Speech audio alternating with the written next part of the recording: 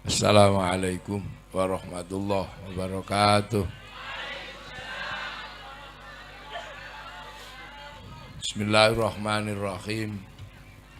Bismillah, alhamdulillah, wassalatu wassalamu ala rasulillah Sayyidina Muhammad ibn Abdillah wa ala alihi wa ashabihi wa azwajihi wa dhurriyyatihi wa ahli baitihi wa man tabi'ahum bi ihsan ila yaumil qiyamah. Para alim, para ulama, para kiai, jajaran pengurus Jamaah Nahdlatul Ulama cabang Bondowoso, Rais Syuriah, Yaya Syari ingkang kula hormati, Buatan Vidya, ingkang kula hormati, sedaya Banom NU, ingkang kula hormati, yang kita hormati Bapak Bupati, yang alhamdulillah ini seorang kiai nyambi jadi bupati.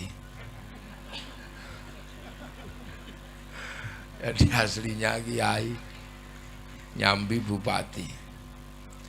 Tamu undangan yang saya hormati khususnya dari Surabaya yang mewakili Ibu Khofifah yang saya hormati, yang tadi bisa membahasakan Madura, bahasa Bhinneka Tunggal Ika, Beneneka Tunggalineka.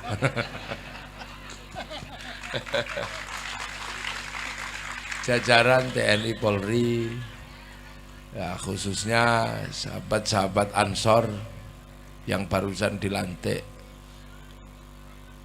Jadi, saya doakan burung gelatik makan bawang, bukan iglu burung gelatik makan bubur. Kalau burung gelatik makan bawang artinya habis dilantik terus berjuang. Kalau burung gelatik makan bubur habis dilantik terus tidur. Nah ini terkait, ini sekarang satu hal yang mungkin nggak usum. Apa yang nggak usum? Ini ngaji tapi ngaji kebangsaan. Apakah sebenarnya ngaji kebangsaan itu apa gitu? Kok tiba-tiba sekarang ada ngaji model baru? Dulu kan ngaji muludan, khitanan. Sekarang ada ngaji kebangsaan. Kenapa? Ya karena kita ini umat akhir. Umat yang memang oleh Allah dipesan khusus. Ada pesan yang tidak saya temukan pada pesan-pesan sebelum Rasulullah. Di kitab-kitab sebelum Rasulullah saya cari nggak ketemu pesan itu. Apa pesan kebangsaan? Bahwa hanya di dalam Quran ada pesan kebangsaan. Di Taurat saya cari nggak ada, di Zabur nggak ada, di Injil nggak ketemu. Tapi di Al-Quran ada. Apa? Yaitu pesan ya ayuhan nas inna khalaqnakum min dzakari wa unsa wa ja'alnakum syu'uban wa qabaila lita'arafu. Aku bikin kalian itu berbangsa-bangsa. Ini pesan khusus yang diberikan Allah kepada Nabi Muhammad. Kenapa pesan itu diberikan kepada Nabi Muhammad? Karena Nabi Muhammad ini jadi nabi. Ketika dunia ini sudah berisi bangsa-bangsa dan suku. Jadi Nabi Muhammad ini nabi terakhir, nabi bontot. Apa kalau bahasa Maduranya? Nabi di budi. Nabi bungsu. Nabi bungsu. Kalau diurut kan ada dulu kita ngaji itu hum adamun idrisun nuhun huduma soleh wa ibrahimu kulun muttaba lutun wa ismailu ishaku kaza yaqubu yusufu wa ayyubu kaza syuaibu haruna wa musa wal yasa dzulkifli dawudu sulaiman taba ilyasu yunus Yahya Aisyah khadimun NU tenanan. NU beneran ini karena masih belajar aqidatul awam. Loh, saya nggak salah kamar ini. Nabi Muhammad itu nabi terakhir. Nabi ketika manusia itu sudah menjadi bangsa-bangsa dan suku. Nabi Adam itu manusia belum berbangsa bersuku, baru satu keluarga. Ya orangnya ya baru satu keluarga, satu jenis. Tingginya 60 dhira'. Sak dhira' itu segini. Lah kalau 60 dhira' berarti 60 gini. Sekitar 55 meter. Lu Nabi Adam itu besar. Besarnya luar biasa. Makanya ketika Nabi Adam turun, kadalnya itu gedenya segede dinosaurus. Loh, si dinosaurus itu kadal zaman Nabi Adam. Makanya kalau kadal itu tingginya cuma 15 meter. Nah Nabi Adamnya 55 meter. Ya nggak usah dibayangkan celananya sak piro. Besar lah ya. Wah, Adam itu besar. Dan Nabi Adam itu ya dari Nabi Adam dan ke Siti Hawa. Kemudian beranak pinak itu. Nah itu belum gede, ya belum banyak, baru satu keluarga. Makanya problemnya baru problem perkawinan. Nabi Idris baru sekampung. Nabi Nuh baru satu suku, kaum Ad. Dan mainnya juga belum jauh. Jadi belum pikniknya belum jauh, masih ya sekitar Arab sana.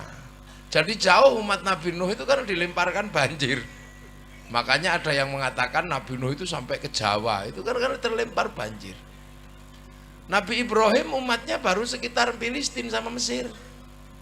Nabi Musa yang begitu hebat itu cuman sampai Mesir, Filistin. Lah Nabi Muhammad umatnya ini Masya Allah sampai Bondowoso. Iya. Umat Nabi Musa belum nyampe sini. Umat Nabi Ibrahim belum sampai Madura. Makanya belum sampai Kangean apalagi. Makanya belum ada beneneka, tunggeleneka belum ada. Ini umat, jadi belum jauh.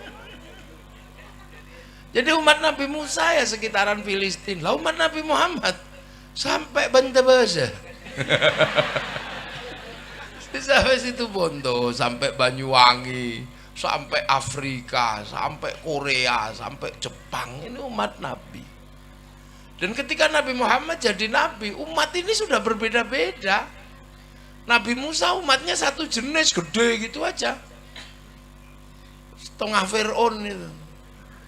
Tapi umat Nabi Muhammad itu sudah macam-macam dan beda-beda. Yang tinggal di Arab, cantik ganteng. Yang tinggal di Afrika, hitam gosong kayak kopi. Yang tinggal di Eropa, tinggi besar, rambutnya merah. Yang di Cina, tembem-tembem, sipit. Nah yang di Indonesia, sipit apa kecil-kecil, pesek-pesek begini. Ini yang di sini. Itu yang ada di zaman Nabi Muhammad. Makanya biar umat Nabi ini nggak konslet ketika melihat orang berbeda, dikasih pesan khusus, waja'alnakum syu'uban wa qabaila lita'arafu, agar kalian ngerti bahwa kalian ini berbeda-beda. Makanya pesan itu khusus untuk Nabi. Karena Nabi ini jadi Nabi ketika manusia sudah beda-beda. Nah, selain dikasih pesan itu agar tidak lupa, umat Nabi ini disuruh nengok Jabal Rahmah. Pesan Allah itu hebatnya luar biasa. Jadi disuruh nengok Jabal Rahmah. Tapi sebelum disuruh nengok Jabal Rahmah, disuruh sholat umat Nabi, karena ini umat terakhir. Sholat itu ngadep kemana? Ngadep kiblat. Kiblat itu Ka'bah. Ka'bah itu apa? Itu adalah tumpuan batu yang disebut inna awwala baiti wudi'a lin-nasi lalladzi bi Bakkah mubarakah. Itu adalah tanda rumah pertama di muka bumi yang menandai Nabi Adam turun. Jadi untuk mengingat bahwa seluruh keturunan Nabi Adam itu alien. Loh ya kan, untuk menunjukkan bahwa seluruh keturunan Nabi Adam itu aslinya penduduk langit, bukan penduduk bumi. Yang asli penduduk bumi itu ya sapi, kucing, itu, kadal, babi, itu asli penduduk. Manusia bukan, manusia penduduk langit. Sampean ini orang-orang surga. Makanya nanti kembali ke surga. Jadi yang namanya bidadari itu nggak jauh-jauh dengan yang begini bentuknya nanti. Loh ya, bidadarinya nanti orang Madura, ya bidadarinya ya begini nih. Iyalah, kalau dikasih bidadari model orang Eropa ya kaget, wow, hantu katanya kan gitu. Putih. Jadi manusia itu dari surga, jadi surga itu bentuknya ya begini ini aslinya. Kaplingnya, perumnasnya orang Indonesia itu jelek-jelek pesek-pesek begitu. Perumnasnya Afrika di surga ya hitam kosong gitu. Jadi nggak kaget kalau ke sana.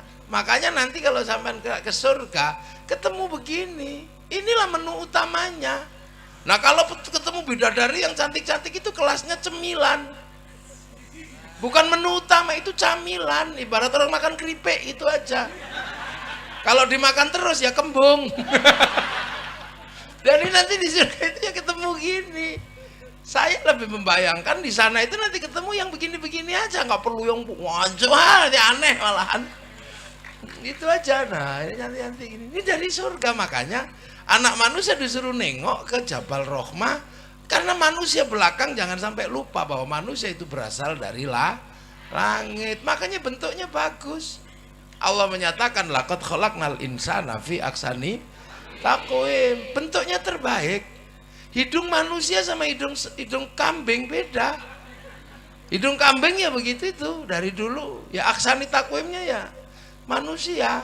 Cuman ahsani taqwim Indonesia kan pesek-pesek begini. Ahsani taqwim Eropa ya tinggi besar, rambutnya merah. Loh, makanya manusia itu baik. Mulut manusia bisa bunyi apa saja, wong mulut baik. Mulut kambing bunyinya cuma 2. Kalau lapar Mbak kalau pengen kawin Mbak itu kambing dari dulu nggak pernah berubah. Dan mulut manusia itu tanpa ngomong, tanpa bunyi bisa ngomong. Lah ini nggak ada bunyinya ngomong. Tangan manusia paling baik, tangan monyet nggak bisa, utek-utek kuping nggak bisa, cewek nggak bisa. Pemenang utek-utek upil, nggak bisa. Tangan manusia apa aja bisa, wong terbaik kok. Bahkan tangan ini bisa ngomong.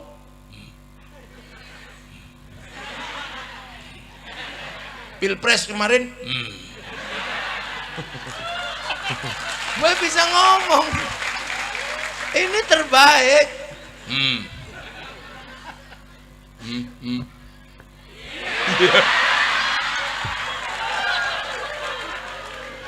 Nah ini kan tangan terbaik, ini nggak perlu ngomong.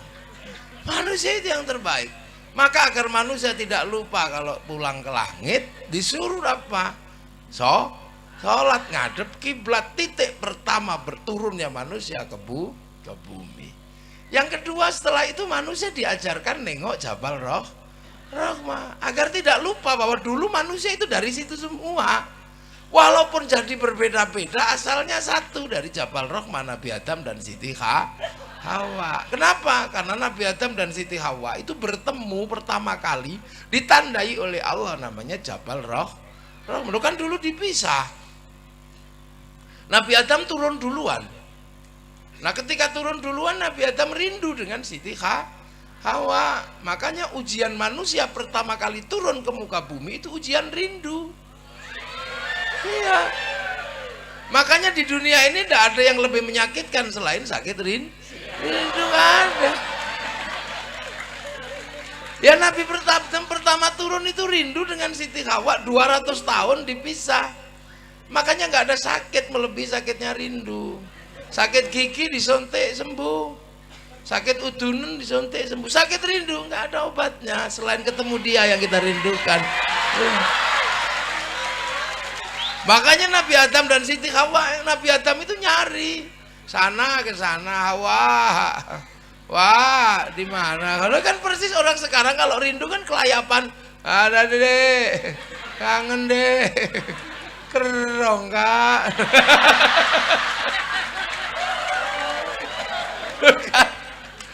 Kan gitu kan rindu. 200 tahun Nabi Adam nggak kuat, sudah nggak kuat, nggak tahan sudah, saking rindunya teriaklah Nabi Adam, Hawa, oh, ternyata sayup-sayup terdengar suara Nabi Siti Hawa, Mas Adam, Adam, gitu kan, loh. Nabi Adam ini nyari, dicari kemana-mana itu, akhirnya ternyata baru kelihatan Siti Hawa di atas bukit, duduk gini Siti Hawa, oh, Adam, Adek Hawa. Oh, akhirnya Siti Hawa begitu saking rindunya berdiri dan naikkan sarungnya, lari ngejar Siti Nabi Adam. Oh, Adam, Nabi Adam ikut, Hawa, tapi Nabi Adam ingat, Hawa, kamu jangan turun mengejarku, kenapa? Aku rindu, jangan kau tetap di gunung itu, jangan turun. Karena kalau sampai kau turun ke muka bumi ini mengejarku, aku khawatir kamu dicontoh anak cucu kita. Ada perempuan ngejar laki-laki. Yeah.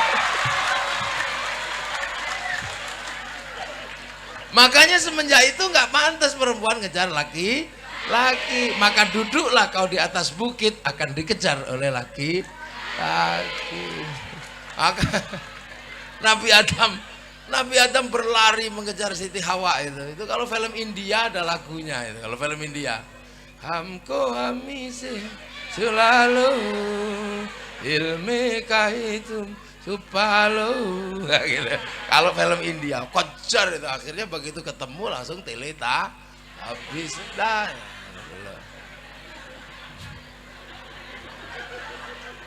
Loh, inilah cara anak milenial membayangkan pertemuan dua kekasih gitu. Nah, peristiwa itu nggak boleh dilupakan oleh anak cucu manusia, maka dikasihkanlah tanda besar namanya Jabal Rahmah. Jabal Rahmah itu tugu cinta Siti Hawa sama Nabi Adam. Maka kamu kalau sedang berjatuh cinta, bikinlah tugu-tugu cinta. Boleh foto berdua, atau makan bakso berdua, makanlah bakso berdua, tulang-tulangan. Tangan kirinya jangan lupa bawa pisau. Untuk apa? Mengukir nama kita berdua di mejanya tukang bakso. Ukir di situ. Ya, Zainab love Zainal. Oh. Kalau ribut, tengoklah ke mejanya tukang bakso deh. Jangan ribut. Kita pernah bersama dalam suka dan duka, dalam rindu. Buktinya apa? Ada nama kita berdua, kuukir di mejanya tukang bakso.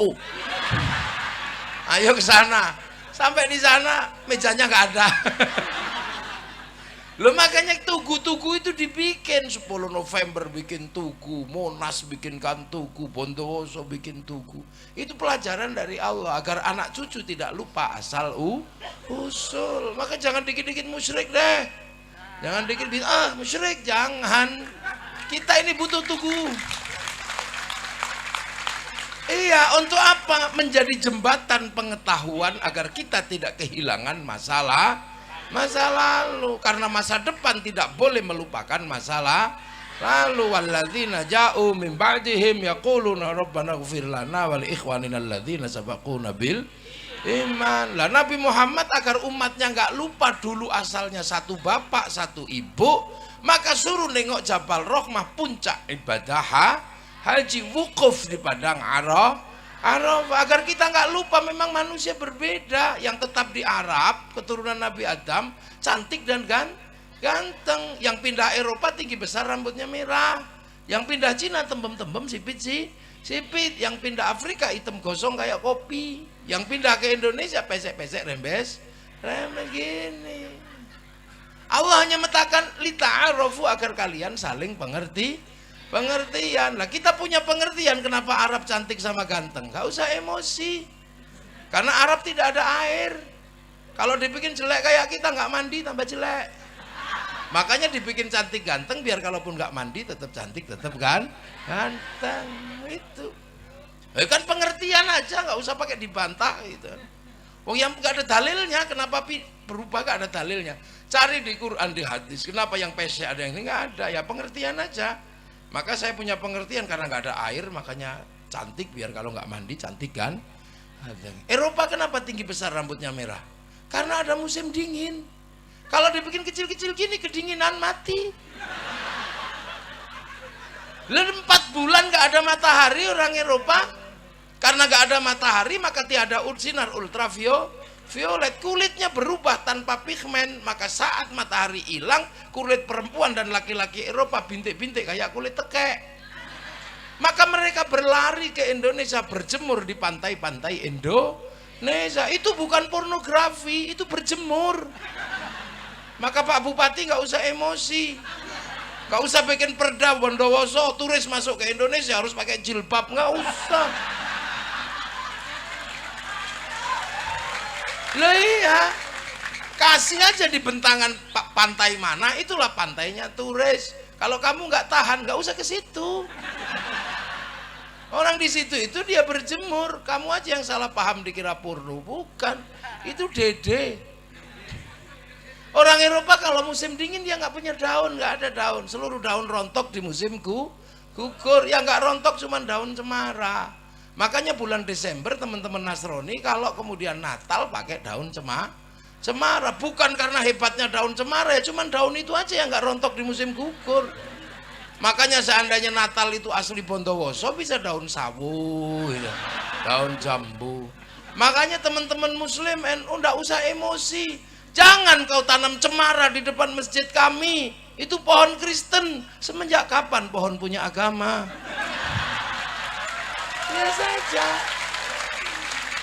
Ini loh yang diajarkan para ulama dahulu, indahnya luar biasa.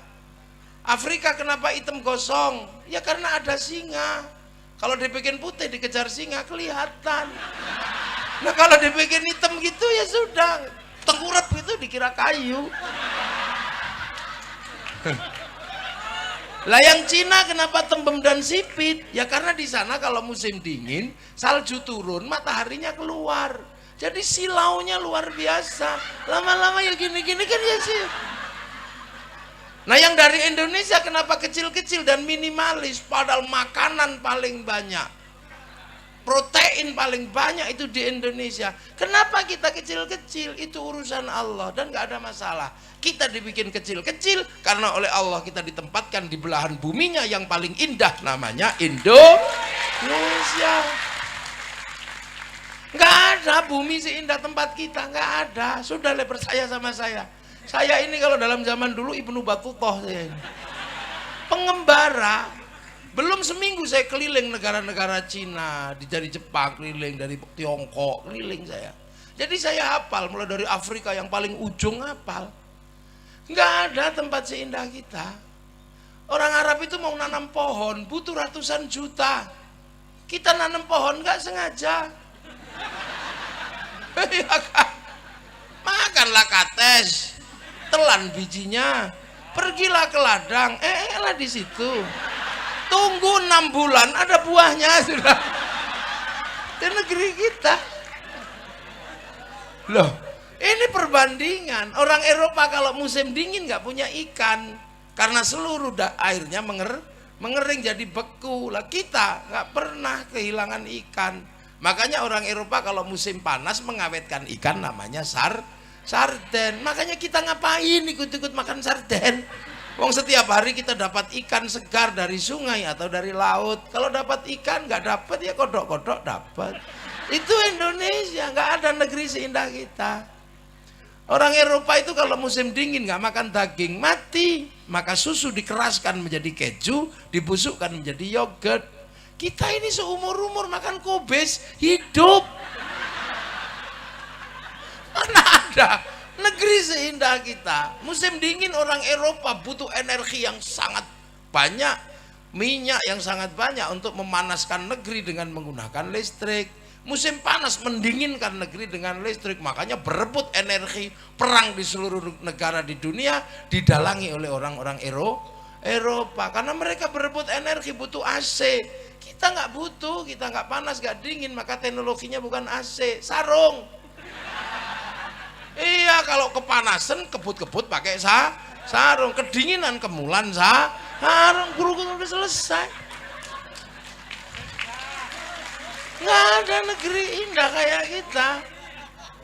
Loh, mana ada negeri seindah negeri kita? Nggak ada. Ini negeri surga.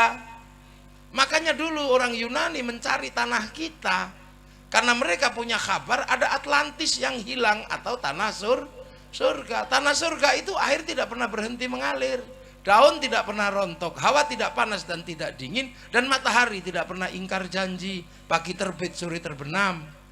Itu tidak ada di Eropa, kehilangan matahari 4 bulan, daun rontok, palok dingin-dinginnya luar biasa. Maka Bartholomeus melakukan perjalanan mencari tanah surga.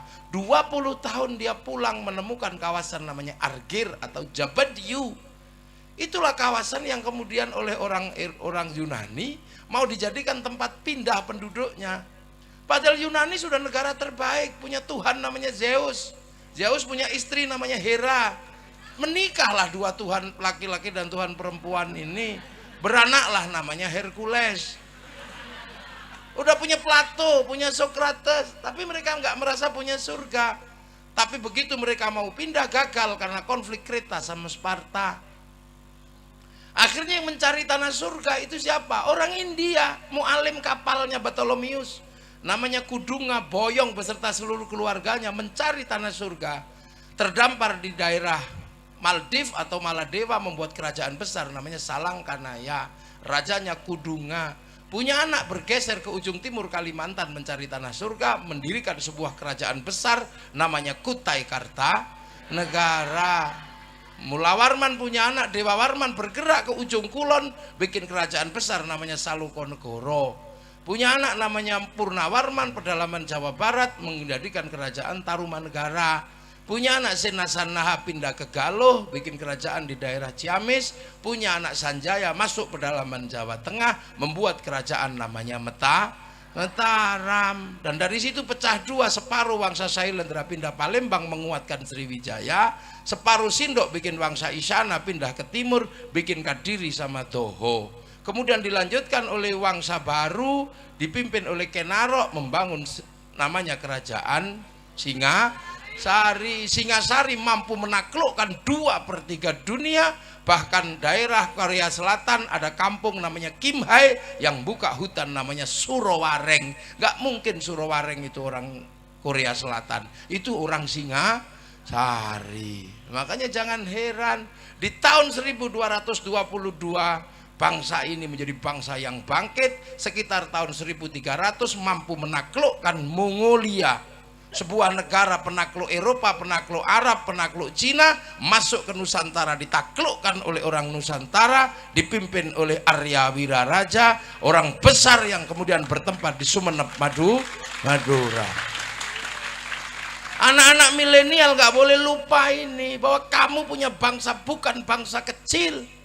Kalian punya bangsa-bangsa besar, jadi jangan mau diolok-olok. Kita bangsa kecil, kita bangsa besar. Eropa punya bangunan-bangunan besar, Arab punya piramid, kita punya Borobudur. Orang Eropa punya kisah cinta namanya Romeo Juliet. Orang Arab punya kisah cinta Kais dan Laila. Orang Cina punya kisah cinta Sampai Engtai. Kita punya kisah cinta Ande-Ande Lumut, Pandi Asmoro Bangun. Kita punya segalanya.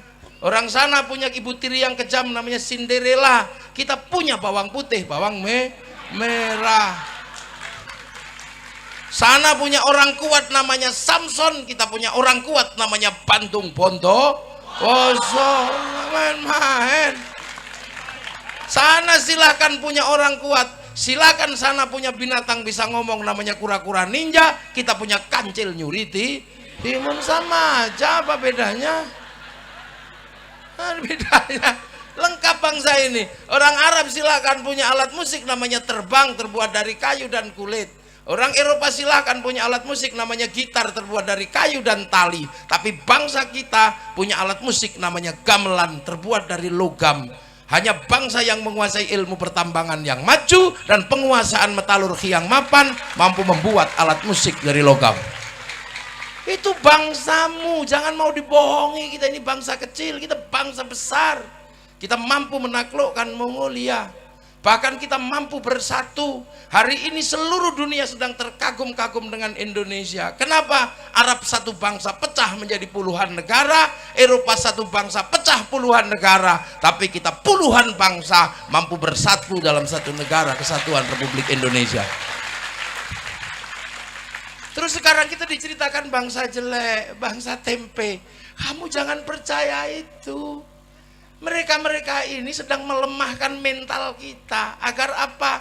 Kita benci dengan bangsa kita sendiri. Kalau sudah benci dengan bangsa kita sendiri, kalau bangsa sakit cari obatnya dari luar. Kita sedang meriang, cuman meriang gitu aja.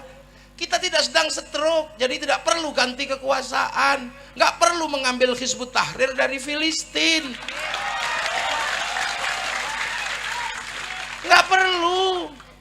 Hizbut Tahrir itu didirikan oleh Taqiyuddin An-Nabhani untuk menjadi problem solving, menjadi jalan keluar buntunya Palestina agar merdeka di tanah Palestina. Tapi itu pun gagal. Jadi Hizbut Tahrir itu produk gagal di Timur Tengah. Masa kamu kesini mau dipakai untuk menyelesaikan Indonesia? Lucu aja kalian. Hei anak-anak muda, jangan bodoh kamu. Ikhwanul Muslimin itu adalah cara orang Mesir mau keluar bagaimana menjadi bangsa yang mandiri. Ikhwanul Muslimin didirikan oleh Hasan al-Banna untuk menjawab problem Mesir, dan itu gagal. Kenapa kamu bawa ke sini untuk menyelesaikan problem bangsamu? Jangan bodoh nak ya. Kita ini punya, dan gak usah emosi. Makanya orang-orang ini suka emosi karena dagangannya nggak laku. Iya, daging nggak laku. Baru teriak bendera inilah yang benar, bendera tauhid. Ini bendera Rasul, la ilaha illallah. Terserah kamu katakan itu. Saya tidak mengenal itu sebagai bendera tauhid. Saya mengenal itu benderanya Hizbut Tahrir. Itu bukan bendera tauhid. Kalau itu bendera tauhid, Kiai Hasyim Asy'ari pasti mengajarkan itu bendera tauhid. Yai Hasyim nggak pernah mengajarkan itu. Yai Dahlan tidak pernah mengajarkan itu. Ki Bagus Hadikusumo tidak pernah mengajarkan itu. Hanya kamu yang kemarin sore mengajarkan itu. Kamu nggak usah emosi kalau kami nggak mau nerima benderamu. Kamu kalau anti bendera tauhid, kamu anti la ilaha illallah. Enggak. Kami setiap hari tahlilan pakai la ilaha illallah. Kamilah yang paling sering menyebut la ilaha illallah, karena itu adalah cara zikir kami. Afdhal dzikri fa'lam annahu la ilaha illallah. Sudah kita lakukan setiap hari. Maka jangan emosi kalau kamu anti bendera ini, kamu anti la ilaha illallah. Enggak nak, enggak. Aku anti bendera PKI Palu Arit. Aku enggak suka, tapi kalau kami ke sawah tetap pakai arit, pergi nukang tetap pakai palu. Kenapa kamu ribut? Nah ini kita menjadi bangsa besar, makanya bangsa ini semuanya ada. Gak usah ribut. Kita dari segala sisi maju. Dari kalimat-kalimat yang kita punya, ini maju. Ya, di Arab sana orang tidur disebut naum, di Inggris disebut sleep. Di sini Bondowoso ada yang disebut sare, ada yang disebut tilem, ada yang disebut bobo. Tedung, oh ada tedung, ada yang namanya tedung. Nah di bawahnya itu udah macam-macam pangkatnya, ada micek, ada batang. Lengkap, kita punya segalanya. Makanya, dan kemudian bangsa ini menyelesaikan problem terbesarnya adalah problem pertemuan antar Tuhan waktu itu. Jadi konflik antar Tuhan terbesar itu ada di Nusantara tahun 820 antara Wangsa Shailendra yang beragama Buddha dan Wangsa Sanjaya yang beragama Hindu. Perang besar di Jawa Tengah sana, sampai akhirnya raja Hindu yang namanya Panukuh nggak mau jadi raja, takut perang sama raja Buddha namanya Garung. Tapi raja Buddha kerasnya luar biasa, setiap ketemu orang Hindu dibunuh. Akhirnya kemudian Garung berkuasa penuh dan kerajaan Sanjaya pelan-pelan meninggalkan rajanya hilang. Sampai satu ketika orang-orang Buddha yang kuat dipimpin Sumaratungga mau bikin candi, nggak bisa. Akhirnya carilah orang Hindu, dapat arsitek namanya Panukuh tadi itu, yang gelarnya Resi Guna Dharma. Maka dibangunlah Candi Buddha tapi nuansanya Hindu karena arsiteknya Hindu. Berdirilah Sambara Budura yang kita kenal dengan nama Borobudur. Jadi itu arsiteknya namanya Panukuh. Maka jangan ngarang, itu bukan bikinan Nabi Sulaiman, hanya orang iseng aja menceritakan Nabi Sulaiman dari Sleman bangun Borobudur. Bukan. Nabi Sulaiman itu bertempat di tempat yang namanya Ardul Muqaddasah. Ardul Muqaddasah itu bukan Sleman, itu tempat saya. Ini dan ini bukan turunannya. Nah kan, Ratu Sabah bukan dari Wonosobo, bukan, itu buatan. Lah akhirnya berdiri Candi Buddha, nuansanya Hindu. Tiba-tiba anak Raja Buddha namanya Pramodawardhani jatuh cinta sama orang Hindu si Panukuh itu. Terpaksalah dinikahkan antara anak Buddha sama anak Hindu. Maka kemudian kerajaan Buddha dikuasai oleh orang Hindu namanya Panukuh, bergelar Rakai Pikatan. Akhirnya rukun Hindu Buddha. Makanya kalian yang kemarin ribut 01, 02 jangan diteruskan. Jangan-jangan anakmu saling jatuh cinta, pusing kamu nanti. Udahlah, akhirnya rukun yang Hindu buatkan candi namanya Prambanan. Semenjak itu rukun bangsa ini. Balaputra Dewa pulang ke Palembang bangun Sriwijaya, nggak ribut agama, Sriwijaya jadi besar. Sindok ke timur nggak ribut agama, Sindok membangun Wangsa, Sindok jadi besar.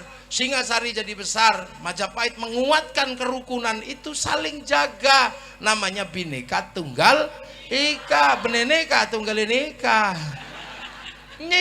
Itu slogan besar agar apa? Tetap rukun. Semenjak itu saling jaga, yang Hindu jaga Buddha, yang Buddha jaga Hindu. Jadi kalau hari ini ada banser jaga gereja, jangan salah paham, itulah warisan asli bangsa Indonesia. Yang pecalang jaga masjid di Bali, yang orang Kristen jaga masjid di New Zealand. Lo itu kok kalian sekarang aneh-aneh, lupa dengan akar bangsamu yang saling menjaga Bhinneka Tunggal Ika. Lo ini lo cara pandang kaum muslimin yang maju ke depan, dipersiapkan untuk menjadi umat masa depan, mengerti perbedaan bangsa. Dan hari ini ketemu semua antar bangsa, nggak usah cerewet kamu. Orang Jepang nggak datang ke sini hari ini, tapi Mac-nya datang. Orang Korea nggak datang, tapi Samsungnya datang. Kaum muslimin kalau mau pergi haji pasti cari orang Yahudi. Untuk urusan apa? Naik pesawat. Karena yang bisa bikin pesawat orang Yahudi. Pak Habibie suruh bikin pesawat gak jadi-jadi. Wong namanya tetuko, sing teko ra tuku-tuku, sing tuku ra teko loh. Ibu-ibu kalau mau cantik sekarang cari bedak kemana? Ke Perancis. Parfum dan bedaknya bagus. Kalau bentak Bondowoso nggak mau make karena beras ditumbuk pelonteng semua. Iya, kita setiap hari beli sesuatu butuh bank. Kenapa? Bank mengeluarkan uang. Bank bukan produksi KUD. Uang itu produksi bank. Bank itu puncaknya ada di Bank Devisa New York yang bertempat di Wall Street Amerika, punyanya Rothschild Rockefeller Yahudi yang dipakai untuk membangun bangsa Amerika, mengontrol dunia. Lu sekarang apa? Ayo, ini pengajian, mau bikin pengajian ini menjadi bagus, foto saya di print di belakang sama Pak Bupati. Printer memang buatan Bondowoso, printer buatan Jepang dan buatan Eropa. Hari ini ketemu semua antar bangsa, maka dibekali. Dari awal kita dibekali bahwa manusia ini berbeda bangsa. Laqad khalaqnal insana fi ahsani takwim. Kita ini aksani takwim Indonesia, bangsa Indonesia. Nggak usah kaget ketemu yang lain. Nah, ketemu semua. 20 tahun yang lalu saya mau lihat Afrika, itu saja mesti nunggu flora dan fauna. Kalau nggak ada flora dan fauna, kita nggak lihat Afrika. Seharian kita nunggu TVRI, nanti malam flora dan fauna.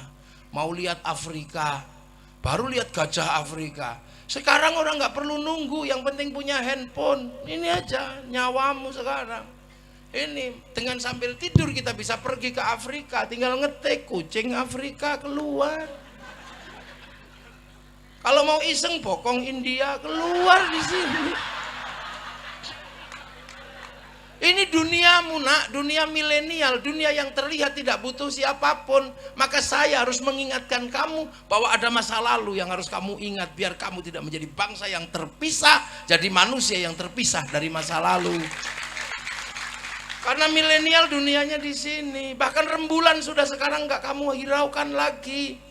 Dulu rembulan bagi kami adalah jalan menuju tepi pantai. Ketika kami punya cinta, kita jalan menunggu purna. Sekarang kamu dalam handphonemu ada senter. Nggak perlu lagi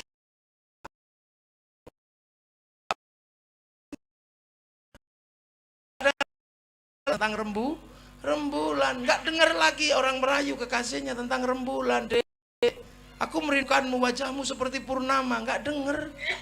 Anak milenial kalau merayu kekasihnya aneh. Anu Cak, apa? Nanti kita jalannya lewat, jangan anu ya.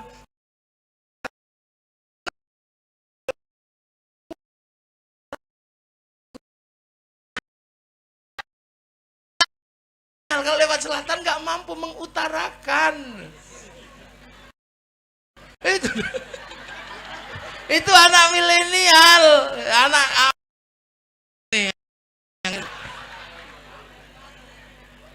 tidak ada lagi rayuan rembulan, rayuan cinta sekarang. Dek, apa?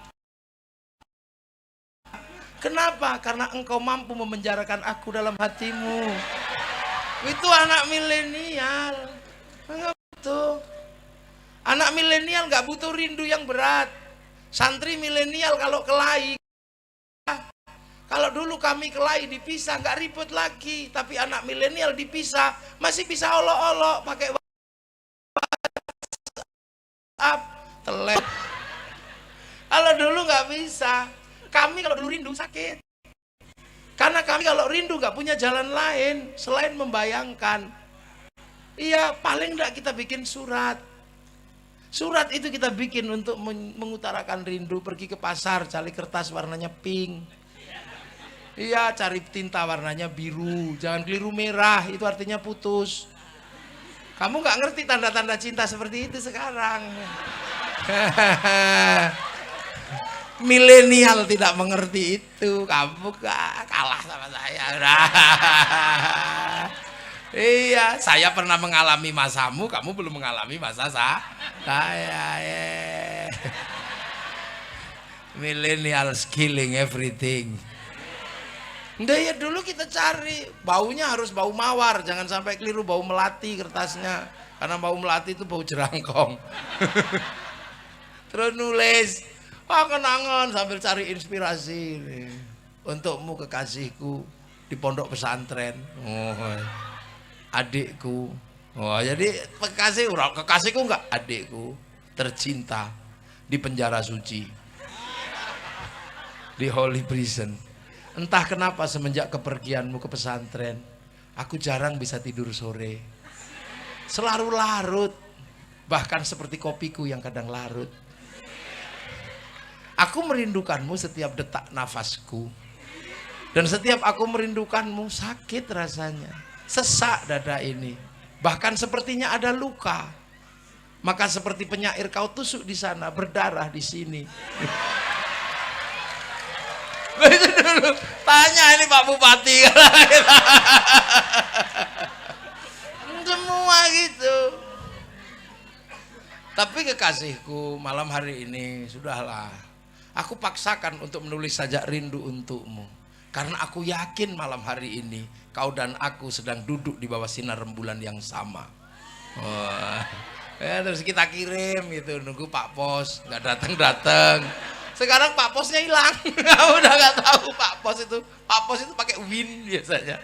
Motornya coklat kekuningan itu. Makanya ada lagu Pak Pos, ini lagumu Pak Pos. Ada, sekarang nggak ada Pak Pos. Milenial nggak mengenal itu, makanya kalau rindu dia nggak bisa berkata-kata. Anak milenial mudah emosi, tidak pinter meredam emosi. Karena apa? Karena setiap rindu langsung tumpah. Lagi ngapayang? Kangen dikit, aku kangen yang. Kangen dikit langsung melet ini. Dikirim dan kalimatnya nggak banyak, cuman mah.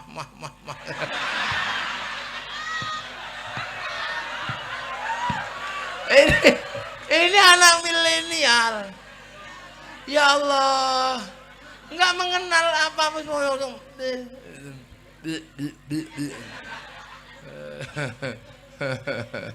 Lah ini zamanmu, kami nggak tahu itu.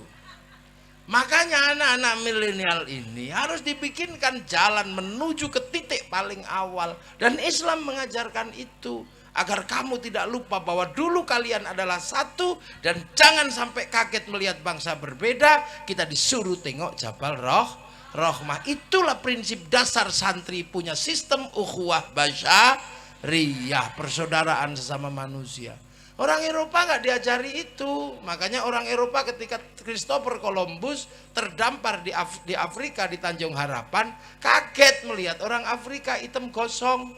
Karena mereka taunya manusia itu ras Arya yang putih. Begitu lihat orang hitam, neraka ini. Karena kitab mereka mengajarkan bahwa orang jahat masuk neraka, dibakar sama Tuhan tapi nggak boleh mati biar bisa disiksa terus. Makanya begitu lihat orang hitam gosong, oh ini neraka ini. Maka ditembaki sama Christopher Columbus. Untuk apa? Ditembaki untuk membantu pekerjaan Tuhan yang belum selesai. Maka akhirnya seluruh sistem perbudakan itu dari Afrika. Diperbudak semua orang Afrika.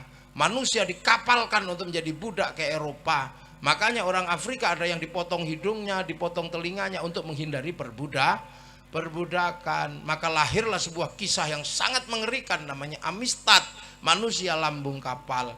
Tapi dari kisah yang mengerikan itu lahir keindahan musik namanya akapela. Musik akapela diadaptasi oleh orang Eropa menjadi musik jazz. Musik jazz menjadi kelangenan orang Eropa menjadi blues. Dan ketika musik blues dipakai untuk pemberontakan kepada sistem di Eropa, lahirlah musik rock. Yang akhirnya musik rock masuk ke Bondowoso menjadi rock dut. Nah ini punya bangsa.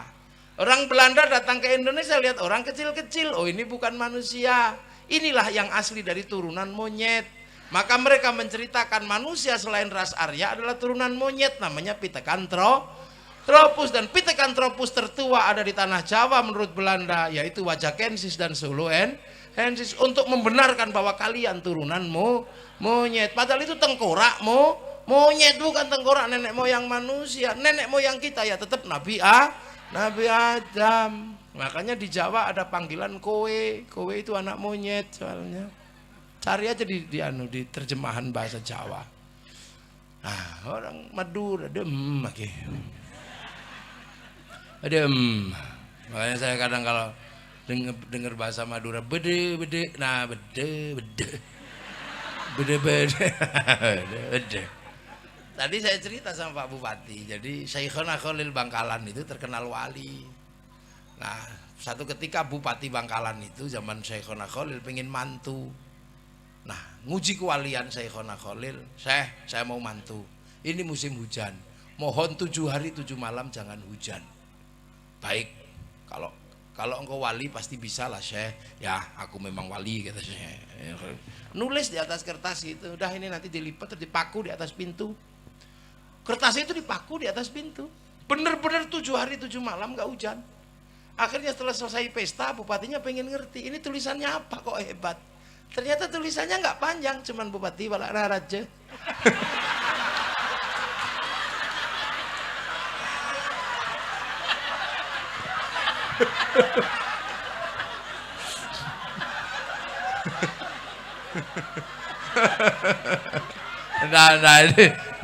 Nah itu yang cerita, itu ceritanya Gus Dur. Kata Gus Dur cerita itu dari Kiai As'ad Samsul Arifin. Saya dapatnya dari Pak Dur. Udah.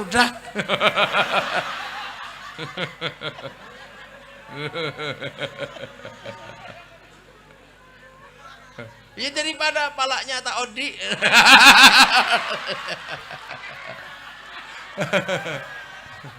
Loh lah ini kan ini bahasa, jadi bahasa itu macam-macam. Islam itu begitu, dihantarkan kepada titik di mana manusia agar mengerti, karena Islam ini agama masa masa depan, punya bangsa. Itu loh. Dan yang hebat lagi bahwa nenek moyang manusia itu pernah kehilangan jejaknya. Siapa yang menghilangkan jejaknya itu? Yang alam, runtuh Ka'bah itu pernah runtuh. Dicari sama Nabi Ibrahim beserta anak dan istrinya. Nabi Ibrahim menemukan jejak itu terus berdoa, Rabbana ini askantu min dzurriyyati biwatin ghairi dzi zar'in 'inda baitikal muharram Rabbana liyuqimus sholata waj'al afidatan minan nasi tahwi ilaihim warzuqhum minats thamarati la'allahum yashkurun. Berdoa. Maka jejak Nabi Ibrahim enggak dihilangkan, namanya maqam Ibrahim. Jejak Nabi Ismail tidak dihilangkan, namanya Khidr Ismail. Jejaknya Siti Hajar diabadikan, namanya Sofa Marwah. Jejaknya Nabi Ibrahim lempar setan, Jamarat Ula Wusta Aqabah. Jadi Islam sangat menghargai jejak masa lalu dan peninggalan orang-orang dahulu. Maka Nahdlatul Ulama menjaga itu dengan al-muhafadzatu 'alal qadimi salih wal akhdhu bil jadidil aslah. Sing bener sapa kalau udah kayak begini? Ya tetap santri. Ya tetap santri yang benar. Nah udah kayak kita dari sini sudah kelihatan. Yang lain nggak ada itu jejak itu. Makam wali musyrik. Nah, itu benernya sesungguhnya mereka ini nggak ngerti dengan jejak masa lalu Islam. Kenapa? Mereka ini kadang lupa diri. Nanti tak jelaskan ekor terakhir kali. Nanti paling jam 1. Ya apa-apa, udah tenang duduk ya, yang tenang. Sekali-sekali ketemu sama saya. Nah, Nabi Ibrahim ini tidak boleh dilupakan. Dan Nabi Ibrahim ini punya jejak besar karena meninggalkan anak cucu yang membangun peradaban. Ada anak cucu Nabi Ibrahim namanya Ishak, punya anak namanya Yakub atau Israel, punya anak 12 namanya Bani Israel. Dari Bani Israel lahir Nabi Musa, melahirkan agama besar Yahudi. Sekarang pusatnya masih ada di Israel, didirikan oleh orang-orang besarnya Yahudi. Kenapa? Karena Taurat menghasilkan orang-orang besar. Nabi Musa menjadi hebat setelah pegang Taurat. Manusia tempiling mati, tangan masuk saku keluar listrik, tongkat dilempar jadi naga, jadi barongsai, tongkat dipukul jadi jalan tol. Akhirnya Nabi Musa sangat terkenal punya Taurat. Teman-teman Nabi Musa hebat. Ada namanya Bal'am bin Ba'ura, punya ilmu mindah sesuatu tanpa menyentuh. Makanya kalau si Bal'am itu lewat dan kita membuat macet jalan, dia bisa celing sampean sak kampung pindah Surabaya. Makanya perempuan cantik nggak ada yang berani menghina Bal'am. Celing pindah kamarnya Bal'am. Itu orang bente-bese cari ilmu itu. Nggak ada, itu celing pindah. Orang sini ngertinya cuma songel aja. Nah, dari itu orang hebat ada namanya Samson yang mampu mengambil sesuatu, mengambil kelapa dirok itu rontok, kuat itu Samson. Ada namanya Musa Samiri, mampu mengambil jejak malaikat, tapaknya diambil. Maka kemudian Yahudi punya tarekat-tarekat besar, sampai akhirnya punya tarekat besar namanya tarekat Kabbalah. Kitab Taurat diringkas menjadi kitab Talmud. Kalau kita menjadi Majmu' Syarif, Majmu' Latif, sana menjadi Talmud. Dari kitab Talmud lahir tarekat besar namanya Kabbalah. Mursyid-mursyid besarnya di seluruh dunia hadir, hari ini masih hidup. Ada Ben Gurion, Isser Bir dan Isser Harel mampu bangun Israel. Ada William Donovan bikin CIA. Ada namanya Inguswan menjadi kepala divisi perdukunan di Amerika namanya Star Wars. Dibuka tahun 75, ditutup tahun 95. Sekarang dia pensiun, membuat sekolahan sihir di Amerika namanya Brotherhood of Snake. Itulah yang menginspirasi J.K. Rowling menulis sebuah cerita tentang sihir namanya Harry Potter. Murid-muridnya tersebar di seluruh dunia hari ini. Bahkan salah satu muridnya menjadi orang yang paling kita cintai. Siapa? Lionel Messi, pemain sepak bola. Karena kamu nggak ngerti. Ini kan kamu juga nggak tahu, ini anak milenial yang gagah-gagah, tapi nggak ngerti yang begini-begini. Dari tradisi Bani Israel lahir Nabi Isa, punya kitab Injil. Begitu punya Injil, Nabi Musa hebat, mukanya orang buta dipegang melek, orang mati, itu bangun. Makanya orang-orang Nasrani pinter bikin rumah sakit karena Nabi Isa dulu tabib. Setelah itu melahirkan ajaran-ajaran besar belakangan. Ada tarekat-tarekat, ada namanya iluminasi, macam. Ada kekuatan besar sekarang di Vatikan. Pemimpinnya namanya Paus. Terus kerajaan Tuhan namanya kardinal di mana-mana. Sekarang di Indonesia ada pemimpinnya namanya Romo. Tempat ibadahnya namanya gereja. Itu adalah Bani Israel sisi sana. Tapi Nabi Ibrahim juga punya putra namanya Nabi Ismail, melahirkan generasi besar namanya Rasulullah Shallallahu Alaihi Wasallam. Lah kita sekarang ketemu. Nah kalau ketemu bagaimana? Kamu kelahi lagi? Tidak. Allah sudah menyelesaikan problem antara Bani Israel sama kita. Diselesaikan oleh kapan? Rasulullah ketika Isra Mi'raj. Satu, kiblatnya kembali kepada Masjidil Aqsa, kita kepada Masjidil Haram. Minal Masjidil Haram ilal Masjidil Aqsa. Maka jangan ribut, sana kiblatnya sana, kita di sini. Makanya kalau sekarang di Filistin ribut Yahudi, Nasrani dan Islam, itu pantas karena rebutan tinggalan nenek moyang. Siapapun yang berebutan sawah pasti saudara. Kalau pematangnya baru tetangga. Jadi Palestina itu punya 3 agama. Jadi kalau ribut di sana nggak usah ribut. Wah itu hancurkan Pak. Ya kalau sekarang di sana yang menang ya yang pinter. Nah berhubung sekarang yang pinter Yahudi, ya Yahudi yang menang. Lah kok bisa? Lah Yahudi sudah mikir rembulan, kamu malah ribut celana cingkrang. Kan kejauhan mundurnya. Yang sana sudah berpikir tentang nuklir, kamu kembali berkuda dan memanah. Yang di sana sudah memikirkan bagaimana sistem perdagangan dunia, kamu masih ribut urusan jenggot. Ini kan susah. Sana sudah menjelajah, ketemu dengan umat seluruh dunia. Bahkan mereka masuk ke semua negara. Kalaupun orangnya tidak datang, pesawatnya datang, sistem finansialnya datang. Sementara kalian masih membahas masuk gereja kafir, kan aneh. Kamu mundur. Kamu masih ribut orang bawa tumpeng ke gereja musyrik. Lah kan kamu aneh. Mundur, jangan kejauhan nak.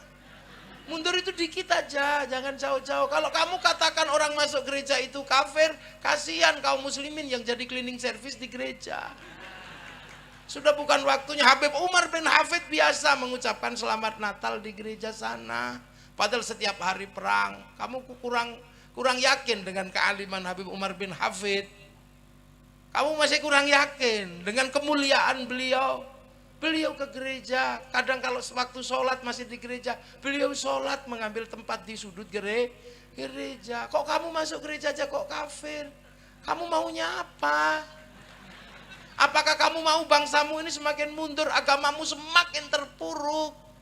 Ini eranya era perbankan, jangan mundur mengharamkan bank. Kasihan umat mati tidak punya jaminan kehidupan untuk bangun industri. Jangan. Tapi itu tidak terjadi di kalangan santri tetap maju. Sesuatu yang sudah dilewatkan oleh para masa lalu menjadi pengingat dan kita akan terus bergerak ke masa depan. Yang lain mundur bakas jenggot, kita sudah tidak ribut masalah jenggot. Yang lain masih membahas celana cingkrang, kita sudah tidak ribut masalah celana cingkrang. Yang lain masih ribut tentang bunga bank, kita udah nggak ribut karena kaum muslimin nggak bisa pisah dari bank. Kenapa pergi haji pakai bank? Baca Quran butuh bank. Karena percetakan Quran utang bank dulu sebelum dibeli sama negara. Nah, kalau kamu nggak suka bunga bank, ya jangan diambil bunganya kalau kamu nggak yakin. Tapi jangan kau haramkan bank. Karena bank dibutuhkan oleh kehidupan manusia baru. Ibarat kamu punya istri, kalau cuma mulutnya yang cerewet, ya mulutnya jangan dipakai. Tapi pipinya kan nggak apa-apa. Bokongnya kan masih bisa. Ya Allah. Dan itu nggak boleh terjadi dengan santri. Lah itu makanya kalau ketemu bagaimana? Sudah diselesaikan. Minal Masjidil Haram ilal Masjidil Aqsa. Kalau kemudian berhubungan tidak bisa dipisahkan, saling berbagi, saling apa? Ya sudah.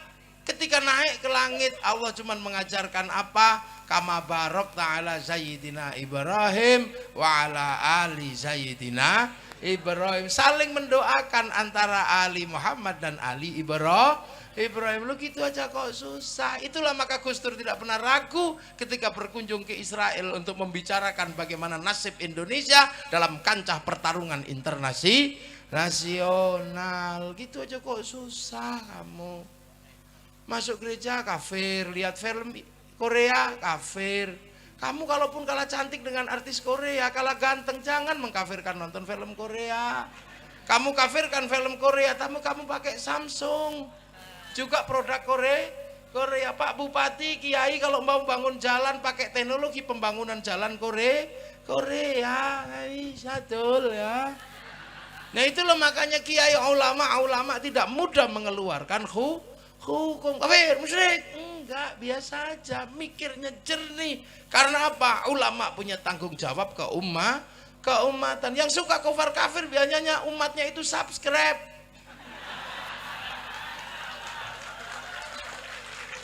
Umatnya itu subscribe dan like gitu. Jadi nggak ada tanggung jawab keumatannya, suka-suka dia aja. Ya. Fahim tum? Ya, syukran. Lah itu makanya ada jalur memahami agama yang luar biasa. Jalurnya siapa? Jalur Nahdlatul Ulama. Maka beruntung sampean mendapatkan pembelajaran Islam ala Nahdlatul Ulama. Kenapa beruntung?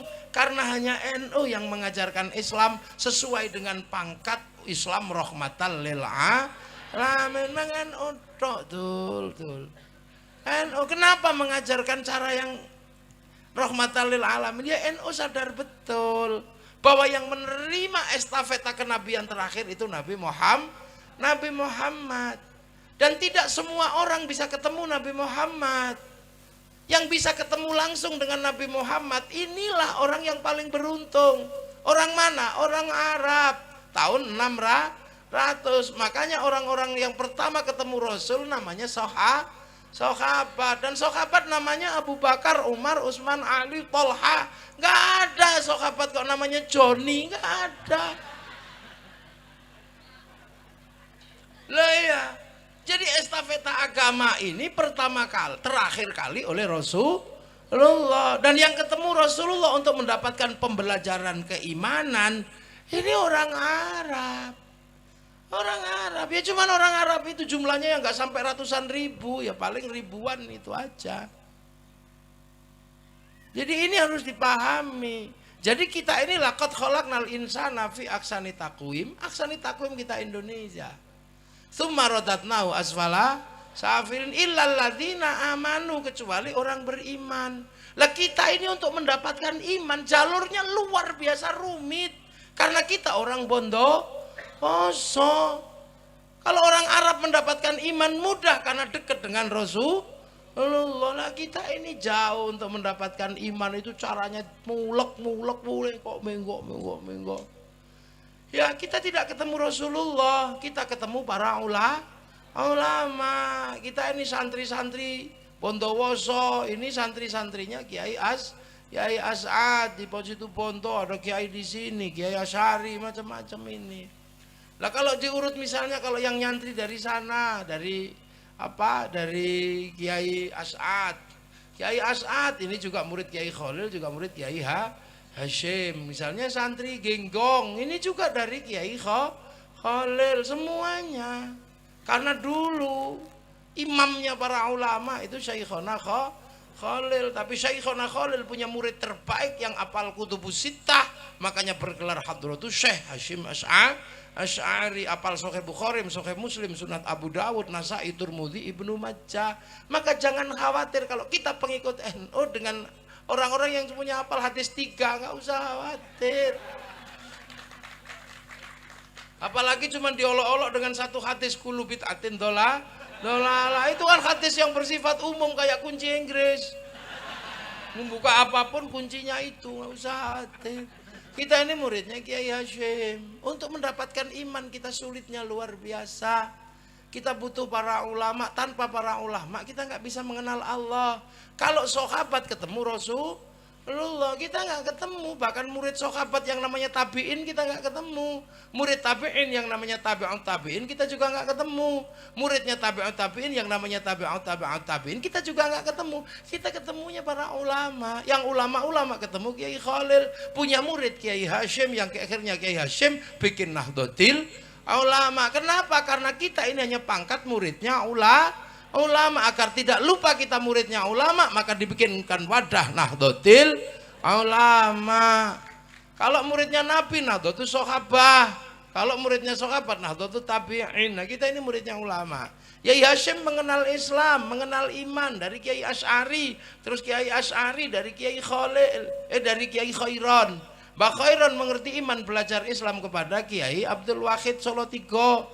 Itu belajar kepada Kiai Abdul Halim Boyolali, muridnya Kiai Sufyan Tuban, muridnya Kiai Jabar Tuban, muridnya Kiai Abdul Rahman Lasem, muridnya Kiai Abdul Halim Benowo, muridnya Mbah Cokrojoyo Sunan Geseng, muridnya Sunan Kalijaga, muridnya Sunan Bonang, muridnya Sunan Ampel, muridnya Mbah Ibrahim Asmoro Kondi, muridnya Syekh Jumadil Kubro, muridnya Said Muhammad, muridnya Said Ahmad Jalaluddin, muridnya Said Abdul Malik, muridnya Said Alawi Amil Faqih,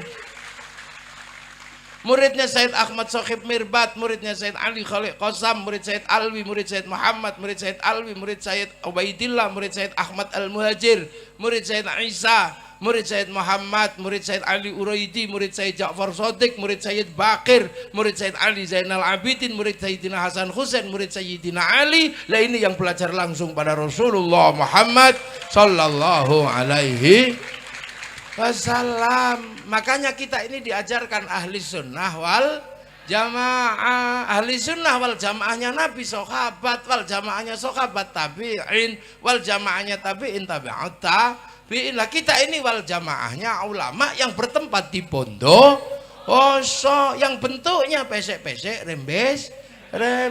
Maka cara mengajar ahli sunnah wal jamaahnya pun tetap sama, rukun iman rukun Islam, tapi cara ngajarnya beda. Lah ini yang harus dipahami. Jadi ahli sunnah itu tidak berhenti wal jamaah itu sampai di sahabat, sampai kita ini wal jamaahnya ulama. Betul, jangan terus begitu. Sahabat ya di sana itu nggak dituliskan Quran. Kenapa sahabat apal Quran? Karena Quran berangsur-angsur, makanya tidak ditulis. Karena apal tidak perlu membaca. Saya hafal wajahnya istri saya, maka kemana-mana nggak pernah bawa fotonya. Bagi yang fotonya dibawa kemana-mana, waspada, itu berarti suamimu belum hafal. Nah, hafal. Tapi begitu sahabat itu meninggal, ya begitu sahabat itu Rasulullah meninggal, sahabat harus nuliskan Quran kepada tabi'in. Itu pun sudah ribut masalah bid'ah antara Sayyidina Umar, Sayyidina Abu Bakar. Bid'ah itu ribut. Tapi sahabat Umar tetap nulis. Akhirnya tulisannya sahabat Umar atas manuskrip yang diberikan oleh Zaid bin Sabit, nggak ada masalah, ketemu. Tapi begitu sahabat meninggal, tabi'in harus ngomong tabi'ut tabi'in. Dikasih Qur'annya sahabat nggak bisa baca karena lungkek-lungkek kayak cacing. Maka dikasih titik-titik sama Abul Aswad Ad-Du'ali tahun 65 Hijriah. Disebar lagi titik-titik, nggak cukup, dikharokati sama Syekh Khalil bin Ahmad Al-Faraidi tahun 150. Disebar lagi, zamannya berubah, titik-titik harokat nggak cukup. Akhirnya lidah yang baca beda. Orang Arab nggak ada masalah, tapi orang Turki wadduha mustaqim, orang Spanyol wadduha, orang Padang lekenui, orang Sunda alladzina, orang Jawa alhamdulillah kamdu, ya hayyu ya qayyum, ya kayuku yuka yumu, robbil alamin, robbil ngalamin. Orang Bali siratal ladina an'amta alaihim ghairil maghdubi alaihim waladdallin. Bali. Orang Bugis alaihim, seluruh dunia berubah. Orang Madura saya nggak tahu cara bacanya awal. Maka dibikinkanlah ilmu baru namanya at-tajwid fi qiraatil Quran. Itu yang nulis namanya Abu Ubay Qasim bin Salam. Jadi nggak usah heran, ilmu itu bergerak, berubah tiap generasi berubah. berubah. Sahabat itu waktu pindah dari Makkah ketemu orang Madinah kaget, karena sebelumnya nggak pernah ketemu manusia yang berbeda. Sampai di Madinah ketemu sama orang Cina yang kumisnya kiri kanan, jenggotnya 12. Sahabat nanya, ya Rasul, ada orang kumisnya 12 kiri kanan terus jenggotnya 11, itu orang mana? Oh, itu Cina. Utlubul ilma walau bisin. Maka sahabat Sa'ad bin Abi Waqqas melakukan perjalanan ke Cina untuk apa? Mencari tanah Tiongkok. Begitu setelah itu di Madinah sahabat ketemu orang aneh. Kalau dagang nipu, belum dibeli sudah ada yang nawar katanya. Curhat ke Rasulullah, ada orang jahat di pasar ya Rasul. Oh, biasanya Yahudi. Kalau kamu pengen lihat Yahudi cirinya 3. Sudah tua tapi rambutnya hitam, giginya utuh, jenggotnya nggak ada. Kok bisa ya Rasul? Iya, itu umatnya Nabi Musa. Dulu Nabi Musa waktu mau dicabut nyawanya sama malaikat Israelnya ditempiling. Poak, itu kepalanya pecah. Lapor kepada Allah, ya Allah itu siapa? Mau tak cabut nyawanya kok saya ditempiling. Oh, jangan macam-macam, itu Musa. Jangankan kamu, aku aja pernah dikomplain sama dia. Ilmu muda habis apa ya Allah? Oh enggak, ada ilmu yang tak kasihkan Khidir, kamu carilah, dan dia gagal. Itu. Maka malaikat datang lagi, ya Musa, nyawamu sudah expired. Waktunya tak cabut. Jangan coba cabut, ngomong dong. Temenku ngomong katanya rambutmu udah putih, jenggotmu semrawut, gigimu rontok. Oh, kalau gitu cabutlah, cabut. Lah orang Yahudi mikir Nabi Musa dicabut karena giginya rontok, jenggotnya semrawut, rambutnya putih, maka akhirnya dia nyemir rambut, menyukur jenggot, memperbaiki gigi supaya kalau malaikat Israel datang, oh belum waktunya. Maka semenjak itu sampai di zaman Rasulullah urusan lihyah itu untuk menyelisihi orang Yahudi. Makanya kiai-kiai nggak ada yang ribet, kalau mau jenggotan ya syukur, enggak ya apa-apa. Tapi masalah jenggot menjadi ribut karena Kiai Said mengatakan orang jenggotnya panjang goblok, itu aja yang jadi ribut. Dan memang saya setuju dengan kalimat itu. Loh, ada sebabnya. Kenapa sampai Kiai Said orang alim bisa bikin statement begitu? Karena ada orang yang tiba-tiba mengatakan Wali Songo itu gak ada. Wali Songo tidak ada, itu fiktif lah. Orangnya namanya Zainal Abidin, jenggotnya panjang. Akhirnya sama Kiai Said diolok-olok, dasar orang kalau jenggotnya panjang itu goblok. Ya itu yang olok-olok Wali Songo gak ada yang berjenggot itu. Akhirnya dia balas, Kiai Said yang goblok. Orang penerus Wali Songo kok mengatakan orang berjenggot itu goblok, padahal seluruh Wali Songo itu berjenggot. Lah katamu kemarin Wali Songo gak ada, kok sekarang ada dan berjenggot. Nah itu aja sebenarnya asal muasalnya. Tapi goreng sana goreng sini karena ada yang bawa bimoli kemana-mana. Goreng daging ayam, daging sapi, daging ikanan, ada begitu itu. Lah ini loh, jadi anak kita, orang-orang kita mesti cerdas melihat ini. Nah itu makanya urusan lihyah. Islam kemudian berubah, geser lagi kemana? Geser ke Persia. Ketika di Persia ketemu budaya orang Majusi. Rajanya namanya Rustum, orang Jawa menyebutnya Rustam. Itu raja Majusi yang diislamkan oleh Sayyidina Ali. Karena Raja Rustum ini masuk Islam, maka kemudian tidak lagi menjadi Majusi, tidak lagi menyembah api. Nah setelah tidak menyembah api Majusi itu biasanya ditaruh tinggi, namanya manaro. Begitu ikut Islam, apinya dibuang, manaronya ditaruh di depan masjid. Nah seluruh kaum muslimin lihat manaro di depan masjid kok bagus, maka kaum muslimin berlomba-lomba bikin manaro.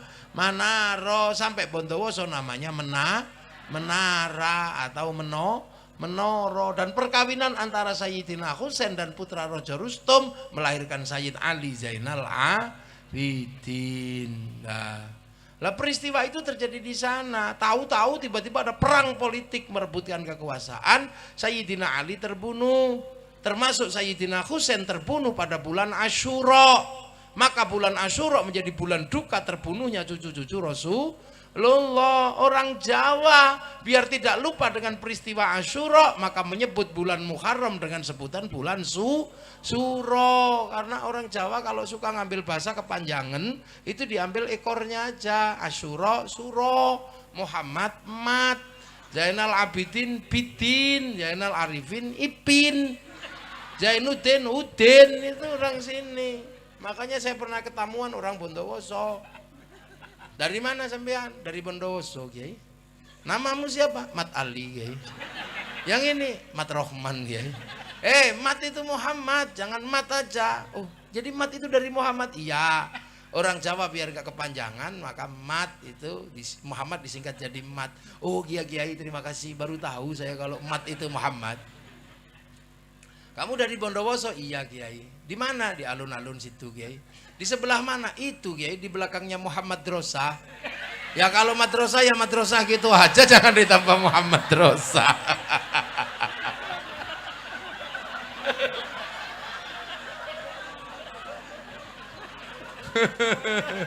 Ya jangan ditambah Muhammad Drosa.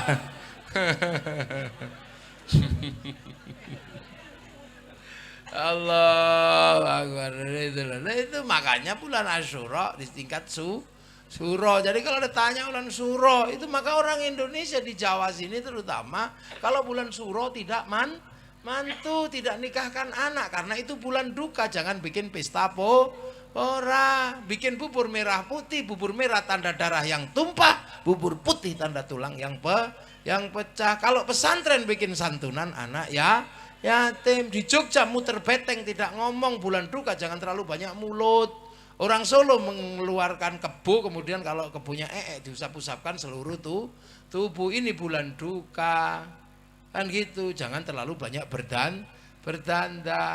Loh, ini caranya orang Indonesia mengingat masa lalu agar tidak lupa. Makanya ketika cucu-cucu Rasulullah di sana kehilangan tanah air, maka ketika cucu Rasulullah sampai sini nggak tabrakan dengan tanah air Nusantara, berkompromi secara bagus. Itu kain ini apa, baju ya, misalnya baju ini sebenarnya baju syar'i, jubah, tapi di sana bisa dipakai. Tapi orang Bondowoso nggak mungkin pakai jubah terus kalau ke sawah. Makanya potongan itu jubah itu dipotong. Potongannya baju syar'i disebut sar'un. Begitu orang Jawa gak punya huruf ain, punyanya ngo, maka sar'un jadi sarung, saruan jadi sarungan. Terus takbirnya Allahu Akbar nyantol karena ada belebetannya di sini. Karena aurat laki-laki baina surrah warukbah. Makanya Kiai kalau takbir Allahu Akbar nyantol. Nah yang nggak punya ini Allahu Akbar segini, takut melorotin gitu aja. Lah itu makanya kita ini ya Allah, begitu ketemu bangsa ini melihat rukun luar biasa. Saya yang di sana mungkin kiai-kiai ini sebutannya Asy-Syaikh Al-Karim, Ibnul Karim, Al-Fadil, Al-Alim, Al-Lama. Sampai sini cuma disebut kiai gitu aja. Dan kiai itu bineka tunggal ika karena bergabung dengan kebo Kiai Slamet, tombak Kiai Pleret, keris Kiai Sengkelat, Kiai Semar, baru ada Kiai Haji. Maka kiai bukan bahasa Arab, maka jangan dibikin jamak menjadi kuyaha, nggak bisa. Yang mestinya tilmidun, muridun menjadi santri, putra-putra kiai jadi sholat menjadi sembahyang, musola menjadi langgar. Jadi biasa aja bersatu. Karena kita ini dari dulu memang biasa bersatu. Termasuk sampai sekarang di sini bersatu. Semua roda dua bersatu dalam nama Honda. Mau Mio ya tetap Honda. Hondamu apa? Mio.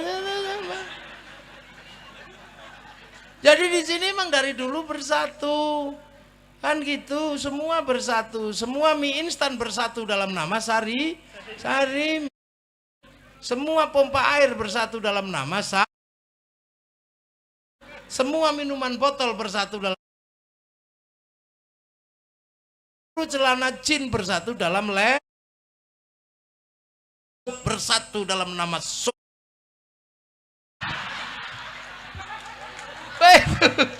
itu Indonesia. Jadi biasa aja. Makanya kita bersatu dan semua disatukan. Kan gitu. Islam datang disatukan. Yang tadinya kerajaan, yang raja dan hamba nggak mungkin ada persatuan, dimasuki cara Islam hidup bersama, namanya musyarakah, yang akhirnya melahirkan konsep baru namanya masyarakat. Kalau sudah jadi musyarakah, tidak raja, tidak hamba, semua harus saling bertanggung jawab. Kehidupan yang saling bertanggung jawab itu satu-satunya yang punya konsep hanya Rasulullah. Kullukum ra'in wa kullukum mas'ulun an ra'iyati. Maka raja dan hamba dilebur dalam bahasa Rasulullah menjadi ra'iyah, yang diserap ke bahasa Indonesia menjadi rakyat. Dan satu-satunya kaum muslimin dunia yang sanggup mengambil kalimat ra'iyah untuk menyebut nama warga bangsanya hanya ulama Indonesia. Terus kamu mengatakan negeri ini togut, ini tak tapuk lambemu. Kamu pasti bukan Indonesia. Makanya jadilah orang Indonesia yang biasa-biasa aja. Waktunya pakai peci ya pakai peci biasa aja ya. Yang peci hitam ya hitam, yang putih jangan sering-sering. Karena kamu nanti lupa kedudukanmu, sudah merasa kiai padahal masih santri. Karena bahaya betul. Sekarang banyak sekali orang belum diajar ngaji sudah dibebel apa? Udah dibelepet rapet sekali, dijupai, dibelepet gitu. Akhirnya begitu waktunya diisi nggak bisa masuk karena buntelnya udah terlalu rapat. Makanya santri Lirboyo tidak boleh pakai peci putih biar nggak lupa kedudukannya masih santri, jangan sampai merasa kiai. Dan peci putih itu mahal, 40 juta. Jangan kemudian kita ini mau kalah menangan dengan orang-orang yang sudah haji, kasihan yang 40 juta sampean nggak modal.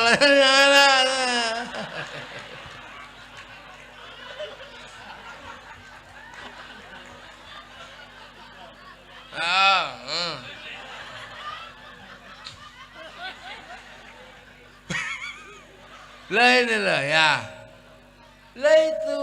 Makanya satu-satunya yang bisa mengambil kalimat ra'iyah itu hanya umat Islam Indonesia. Tapi nggak kerasa karena kiai nggak terus kemudian dihilangkan semua, enggak. Yang hamba masih boleh bilang ambo, yang hamba sahaya masih boleh bilang saya, yang kawulo masih boleh bilang kulo, yang pukulun masih boleh bilang ulun, yang abdi masih boleh bilang abdi. Ini hebat.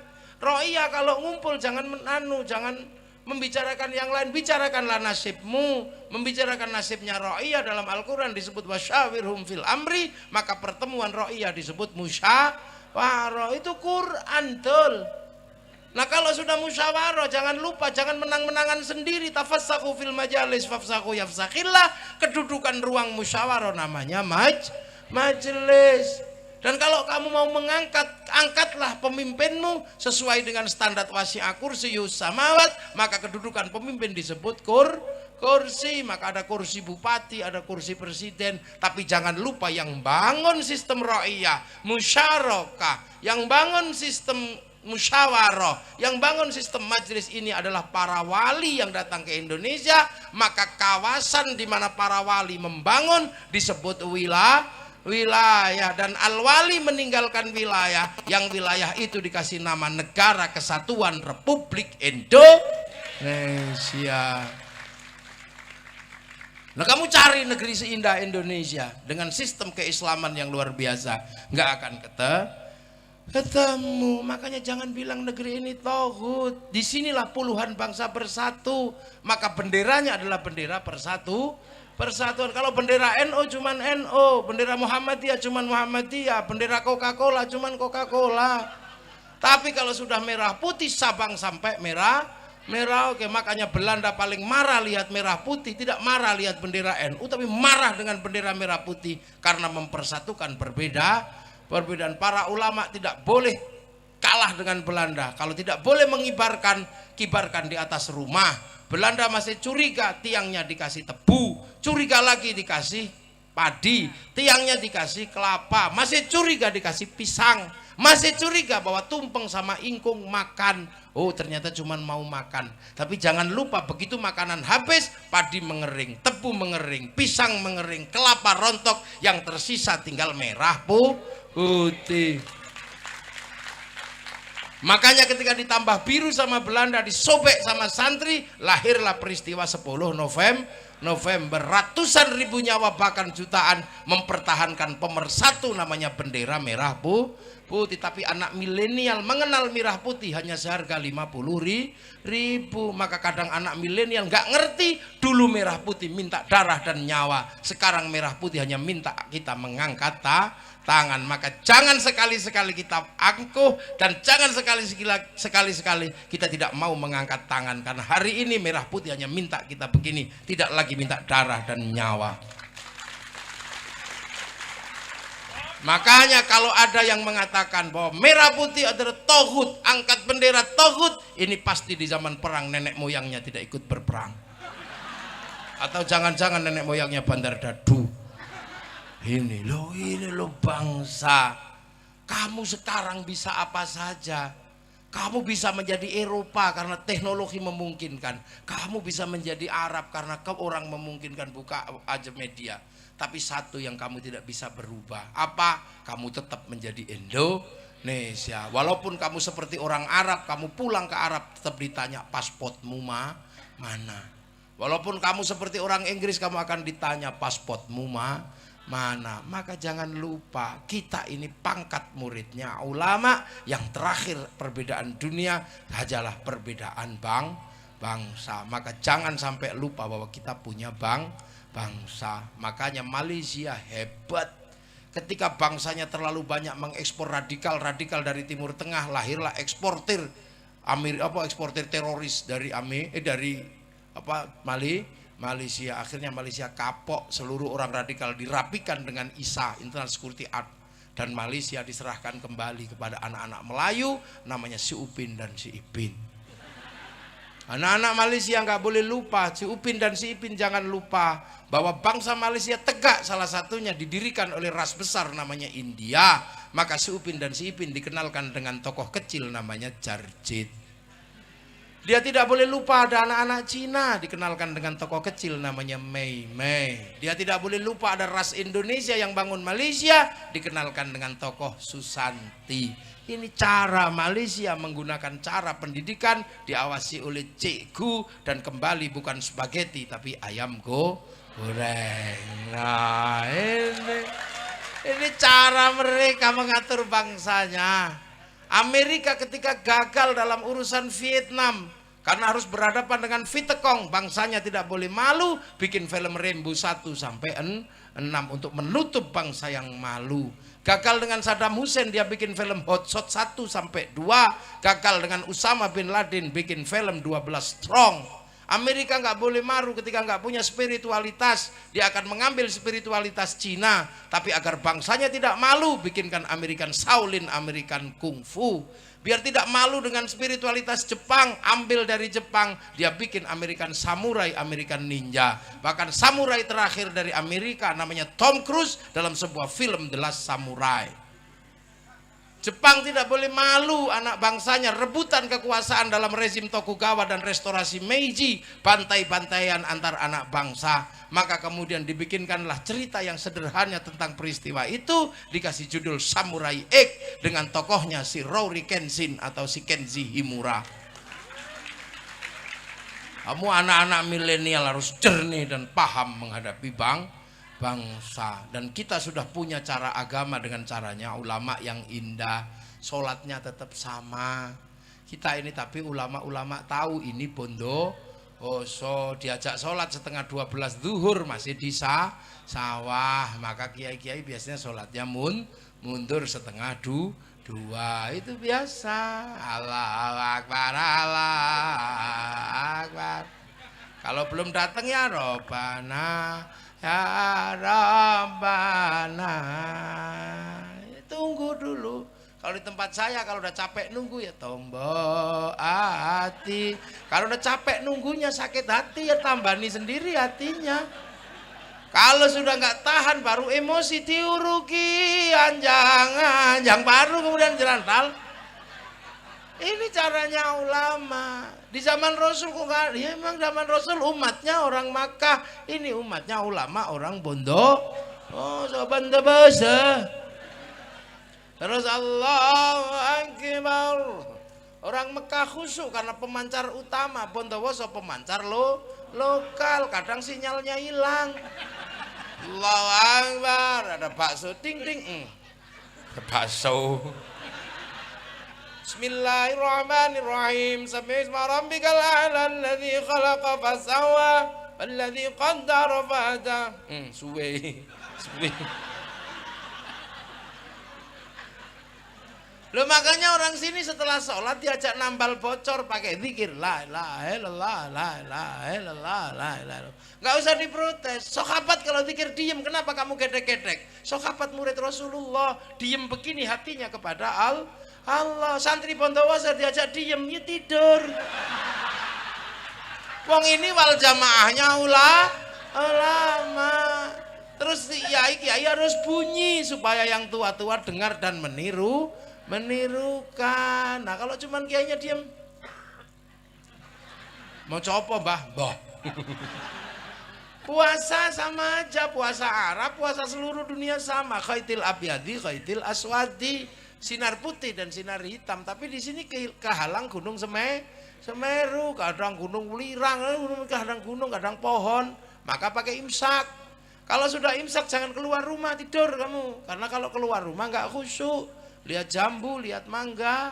Orang Arab khusyuk karena keluar lihat padang pasir. Siapa yang pengen makan padang pasir? Nggak ada. Makanya daripada nggak khusyuk tidur. Maka ada dalil yang terkenal namanya naumu shaimin ibadatun. Begitu sepi tidur, kiainya pergi ke pasar. Apa? Beli mercon. Untuk apa? Biar nggak kesepian. Akhirnya dardor ada mercon. Maka Pak Bupati nggak usah emosi kalau ada mercon. Karena mercon bagi santri adalah perangkat ahli sunnah wal jamaah.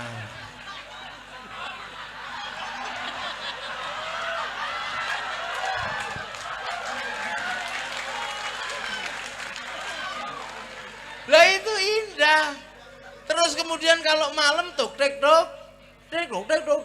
ada kaleng ditarik, sahur ora sahur sak karepmu. Itu cara kami jadi agama di tangan para ulama menjadi indah dan berarti di tangan yang lain sepi.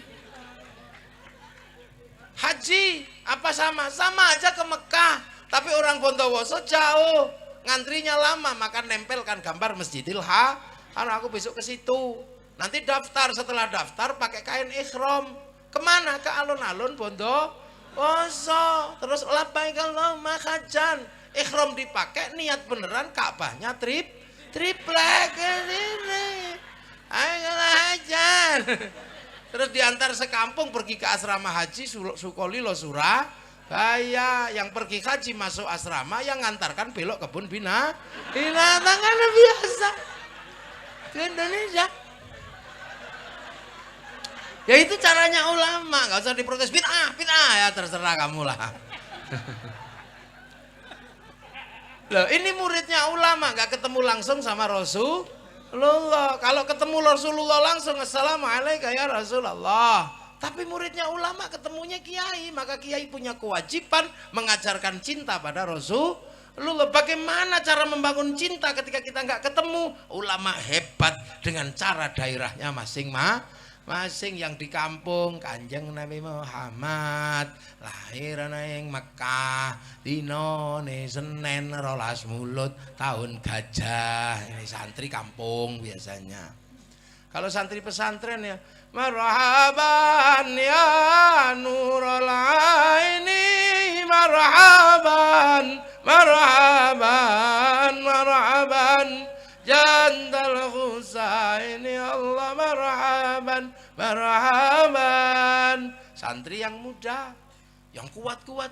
Wassalamun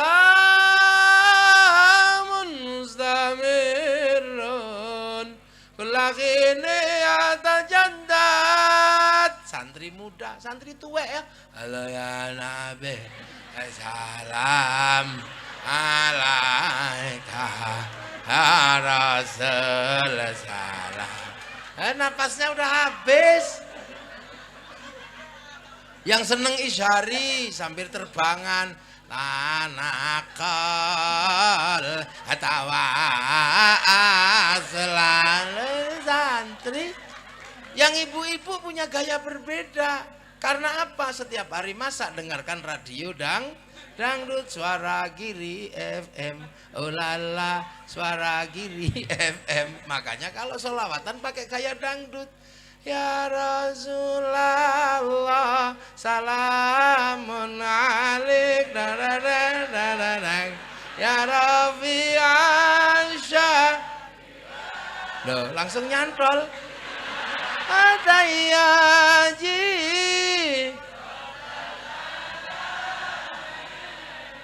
ya wailal jud,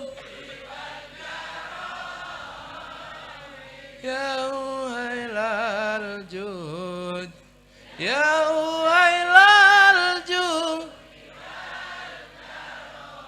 Duhai senangnya loh, ini muridnya ulama biasa aja. Yang suka India kayak India, ya Rasulullah, salamun alaik. Loh, langsung bisa. NU tenan ini. Haraji anfatayaji ratal alami ya wailal ju naknu jiranum milik zani wal na'riful badha was-safa wal-bay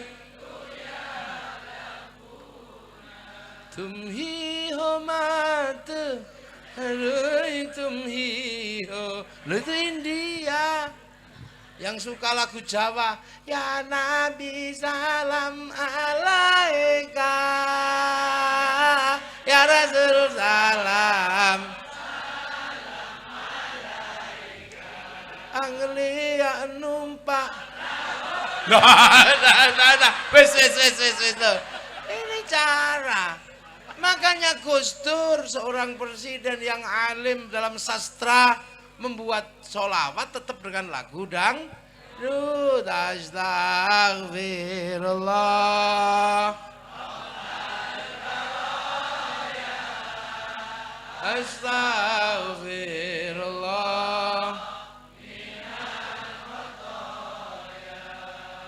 Rabbi zidni ilman nafi'an.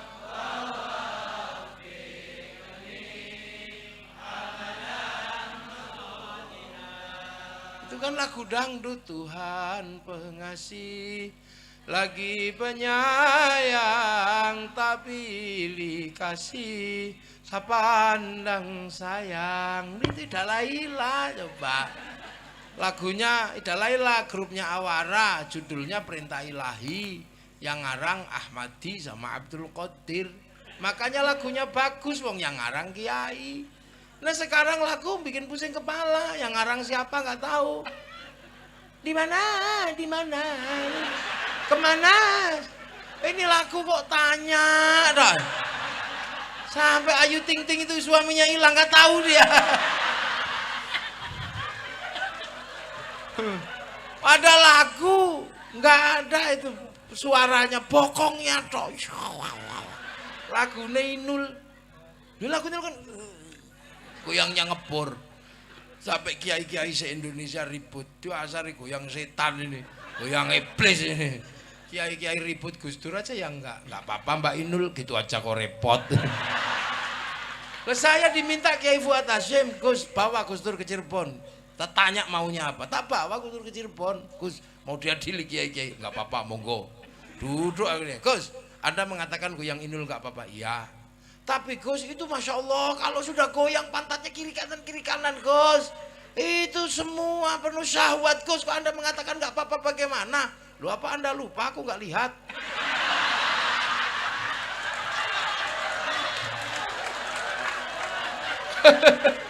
Akhirnya berhenti, nggak ada yang ribut.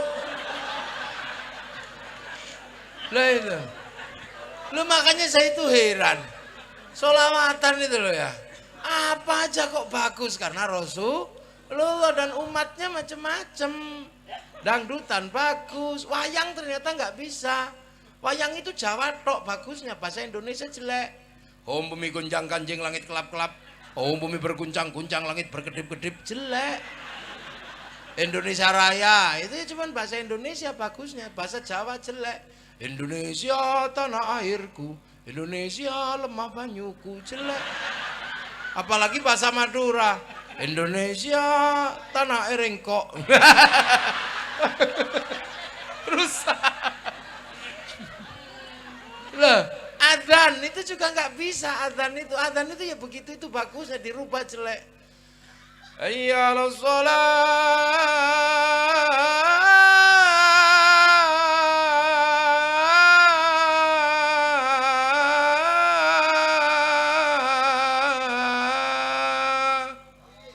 Itu adzan. Coba pakai lagu dangdut, rusak. Hayya 'alas shalah. Ya nggak boleh. Rusak, jangan. Nah inilah makanya ulama ini mampu menghantarkan bagaimana orang mencintai Rasulullah. Makanya datang sholawatan walaupun nggak ngerti, misalnya kayak sholawatan Simtudururnya Habib Syekh. Ini kan model baru. Tapi karena ulama sudah membangun mahabbah, walaupun kadang nggak ngerti, datang juga ke alun-alun. Ya Hanana, ya Hanana, ya Hanana, ya Hanana. Ya Nabi Muhammad, dzalikal fadlu minallah.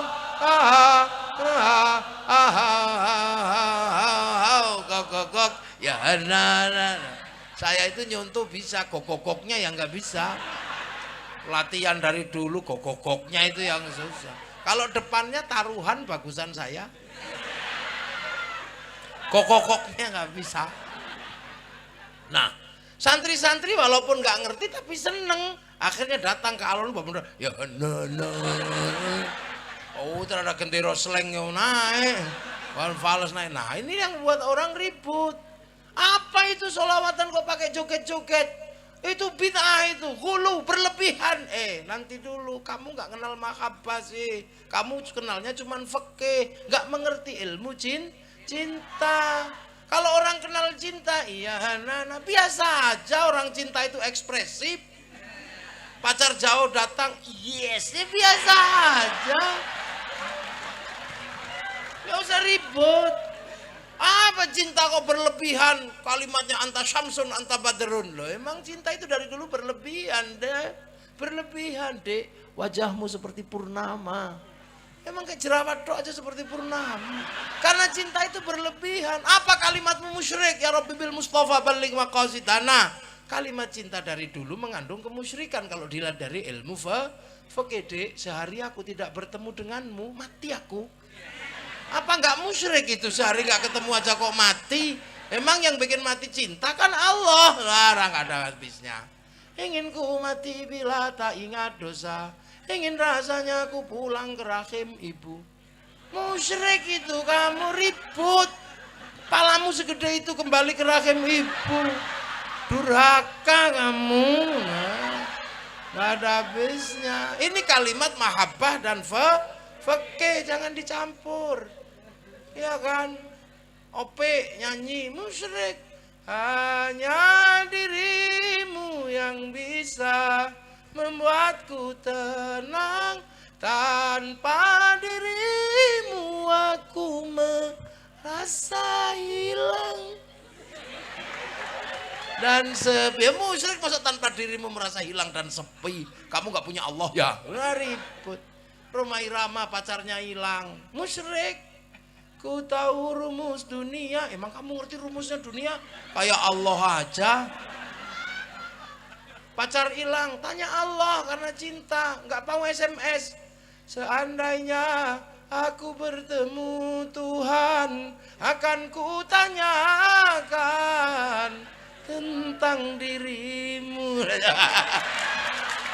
Asa, pacar hilang tanya Allah. Loh ya inilah cinta. Makanya madhab cinta ini, madhab mahabbah jangan dilihat dari fikih, nggak nyambung. Rabi'ah al-Adawiyah begitu jatuh cinta sama Allah bikin syair, semua orang takut. Ya Allah, kalau ada nikmat buatku di dunia aku nggak butuh, serahkan sama musuh-musuhmu aja. Kalau ibadahku di akhirat, karena kalau ada nikmat buatku di akhirat aku nggak butuh, serahkan sama kekasih-kekasihmu ya Allah. Kalau ibadahku karena aku pengen surga, tutup surga itu dariku. Kalau ibadahku karena takut neraka, bakar aku di dalam neraka. Tapi awas ya Allah, kalau ibadahku karena aku rindu padamu, jangan kau palingkan wajahmu dariku. Berani sampean? Enggak berani, kita Rabbana Atina kelasnya. Ini madhab mahabbah yang kadang kalau kita nggak ngerti. Saya Jalaluddin Rumi pidato, kumpul saudara-saudara, hari ini Allah rugi dan saya yang beruntung.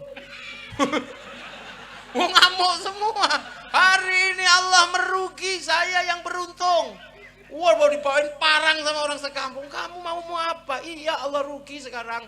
Gimana sebelum tak potong kepalamu? Iya, aku dan Allah saling jatuh cinta. Allah mendapatkan aku dapat Allah.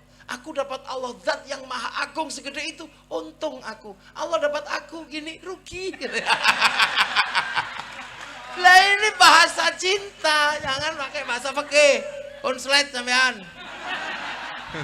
Lah orang-orang yang tidak melakukan sholawatan ini biasanya konslet karena nggak ngerti bahasa cinta. Ini madhab cinta, susah. Lihat kan, ada orang pidato, masalah. Hei, semua kumpul. Saya menyatakan hari ini sayalah orang yang bisa lari dari rahmat Allah dan saya tidak kena rahmat Allah. Wah, tempilingi orang. Pidato lagi dia, kumpul semua, hari ini akulah yang paling benci dengan barang hak. Tempilingi lagi, nggak kapok. Hari ini saya punya sesuatu yang Allah nggak punya. Sudah benjut dia dipukuli sama orang, tapi nggak berubah. Tapi Sayyidina Ali datang, mau apa? Kan sama-sama orang pinter. Kok kamu bisa lari dari rahmat Allah dan tidak kena itu gimana? Iya, tadi kan di kampung sana saya lagi ke pasar, ada hujan, saya lari dan bersembunyi. Hujan kan rahmat, nah saya nggak kena. Maka jadi orang jangan reaksioner, dikit-dikit musyrik bid'ah, orang belum tahu. Nanti mau apa? Kamu benci barang hak, ya iyalah, mati itu hak. La yastakhiruna sa'atan wa la yastaqdimun, mati itu hak. Nah aku itu nggak suka, aku benci mati, aku pengen hidup terus. Oh iya. Terus kamu punya, Allah nggak punya, itu apa maumu? Ya iyalah, aku punya anak istri, Allah nggak punya. Lah ini kan, ini orang-orang dulu itu suka iseng. Kalau pidato maka jangan reaksioner. Loh, makanya ilmu itu kalau nggak disatukan dalam satu teks itu kalau disatukan dalam satu ilmu rusak. Quran sama Quran bubar. Satu sitati ayamin, satu kun fayakun. Yang satu innallaha ala kulli syai'in qadir, yang satu innallaha la yughayyiru ma biqaumin. Fikih sama Quran iso ribut, la talbisul haqqo bil batil, tapi hujjah fikih darul mafasid muqaddamun ala jalbil masalih, ad-daruratu tubiqul maqdurat al-masyaqqatu tajribut taisir. Quran sama tasawuf konslet. Yang satu innani anallah la ilaha illa ana fa'budni, tapi ilmu tasawuf mengajarkan apa? Min alamatil i'timadi alal amal nuqsanur roja'i 'inda wujudiz zalal. Konslet semua, maka butuh ilmu ya. Makanya kalau madhab cinta itu yang paling bagus menggambarkan itu Ibnu Katsir dalam kitab Qissatul Anbiya, menjelaskan tentang burung kedik jatuh cinta. Ya kan, burung kedik kan. Kalau di Jawa burung emprit. Orang Madura menyebutnya burung kedik. Burung kedik ini jatuh cinta. Di samping manuk kedik, nah di samping Nabi Sulaiman ini merayu kekasihnya. Dia lupa Nabi Sulaiman ngerti bahasa burung. Dek kedik, apa mas kedik? I love you, pret. Dek kedik, jangan begitu. Aku jatuh cinta sama kamu. Kenapa kau bilang pret? Apakah kau harus membuktikan cintaku padamu dengan meruntuhkan kerajaan Sulaiman? Akan aku runtuhkan kerajaan ini demi cintaku padamu. Akan aku porak-porandakan kerajaan ini. Akan aku hancur leburkan kerajaan ini. Akan aku rebut mahkota Sulaiman, ku persembahkan padamu sebagai tanda cintaku padamu. Itu manuk kedik yang kecil begini. Nabi Sulaiman dengar gitu alati ketik mulutmu itu. Apa jawaban manuk ketik? Ya Sulaiman, jangan begitulah. Aku tidak mungkin menghancurkan kerajaanmu, aku kecil. Tapi kamu mesti ngerti, inilah kalimat ketik kalau lagi jatuh cinta. Ya di kalimat cinta itu memang aneh. Ini yang bisa mengerti cuman para ulama. Dan ini kalau Islam dipegang oleh para ulama, mundurnya nggak kejauhan dan akan tetap menjadi rahmatan lil alamin. Dan disitulah Ansor punya tugas untuk menjaga kelangsungan Nahdlatul Ulama. Amma ba'du. Nah, muqaddimah ngaji baru selesai. Lah ini baru pembukaan. Saya belum mulai. Awas, tunggu.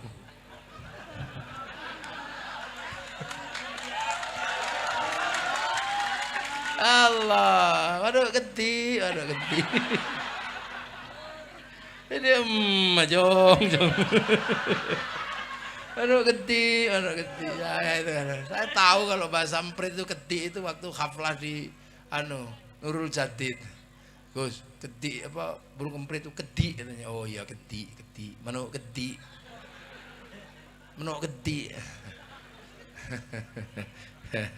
Nah inilah indahnya Islam itu kalau dipegang oleh para ulama. Jadi zaman ulama ini eranya era baru yang tidak harus mundur ke belakang. Makanya kita punya manhaj namanya al-muhafadzatu 'alal qadimis shalih wal akhdhu bil jadidil asla. Dan orang-orang seperti kita menjadi orang-orang yang damai-damai aja, biasa-biasa saja, nggak usah terlalu Allah Akbar. Ulama cuman Allah Akbar. Nah inilah mungkin kapan-kapan kita lanjutkan lagi. Ya udah jam 20 watt. Pas 00 loh ini Pak Bupati. Pas 00 ini. Pas 00 loh. Ini udah 00 jamnya. Jadi kosong ya. Ya nanti ya. Macong. Mana ketik. Nah nanti cari ketiknya sendiri-sendiri ke rumah.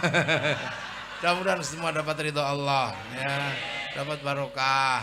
Kita punya bangsa kita jaga, kita punya ulama yang punya tanggung jawab membawa Islam ke masa depan, dan semoga kita semua nanti husnul khatimah. Al-Fatihah. Ghairil maghdubi 'alaihim waladdallin. Amin. Ihdinas siratal mustaqim. Assalamualaikum warahmatullahi wabarakatuh. Monggo penjenengan. Sudah penjenengan yang berdoa. Bismillahirrahmanirrahim. Allahumma ya Allah. Allahumma shalli ala sayyidina Muhammadin wa ala salatan taj'aluna biha min ahli al-ilmi zahiran wa batina wa tahshuruna bi ibadika as-salihin fi dunyana wa akhrana. Allahumma inna nastaghfiruka wa nasta'udzuka adiyanana wa anfusana wa ahlana wa auladana wa ambalana wa klashana qaidana. Allahumma ja'alna wa iyyahum fika nafika wa hifdika amanika wa yalik wa jiwarika min kulli syaitanin marid wa jabbarin anid wa li'anin wa libaqi min kulli syarr innaka ala kulli syai'in qadir. Allahumma jammilna bil afiyati salam haqqina bit taqwa wal istiqamah wa a'ilna min mujibatin nadamah innaka samad du'a. Allahumma ighfir lana bi wa li abaina wa li ummahatina wa li masyayikhina wa li muallimina ولإخواننا في الدين ولمن أحبنا فيك ولمن أحسن إلينا وللمؤمنين والمؤمنات والمسلمين والمسلمات يا رب العالمين. وصلى اللهم على عبدك ورسولك سيدنا محمد وعلى آله وسلم وارزقنا كمال المتابعة له ظاهر باطن في عافية وسلامة برحمتك يا أرحم الراحمين. سبحان ربك رب العزة عما يصفون وسلام على المرسلين والحمد لله رب العالمين. الفاتحة.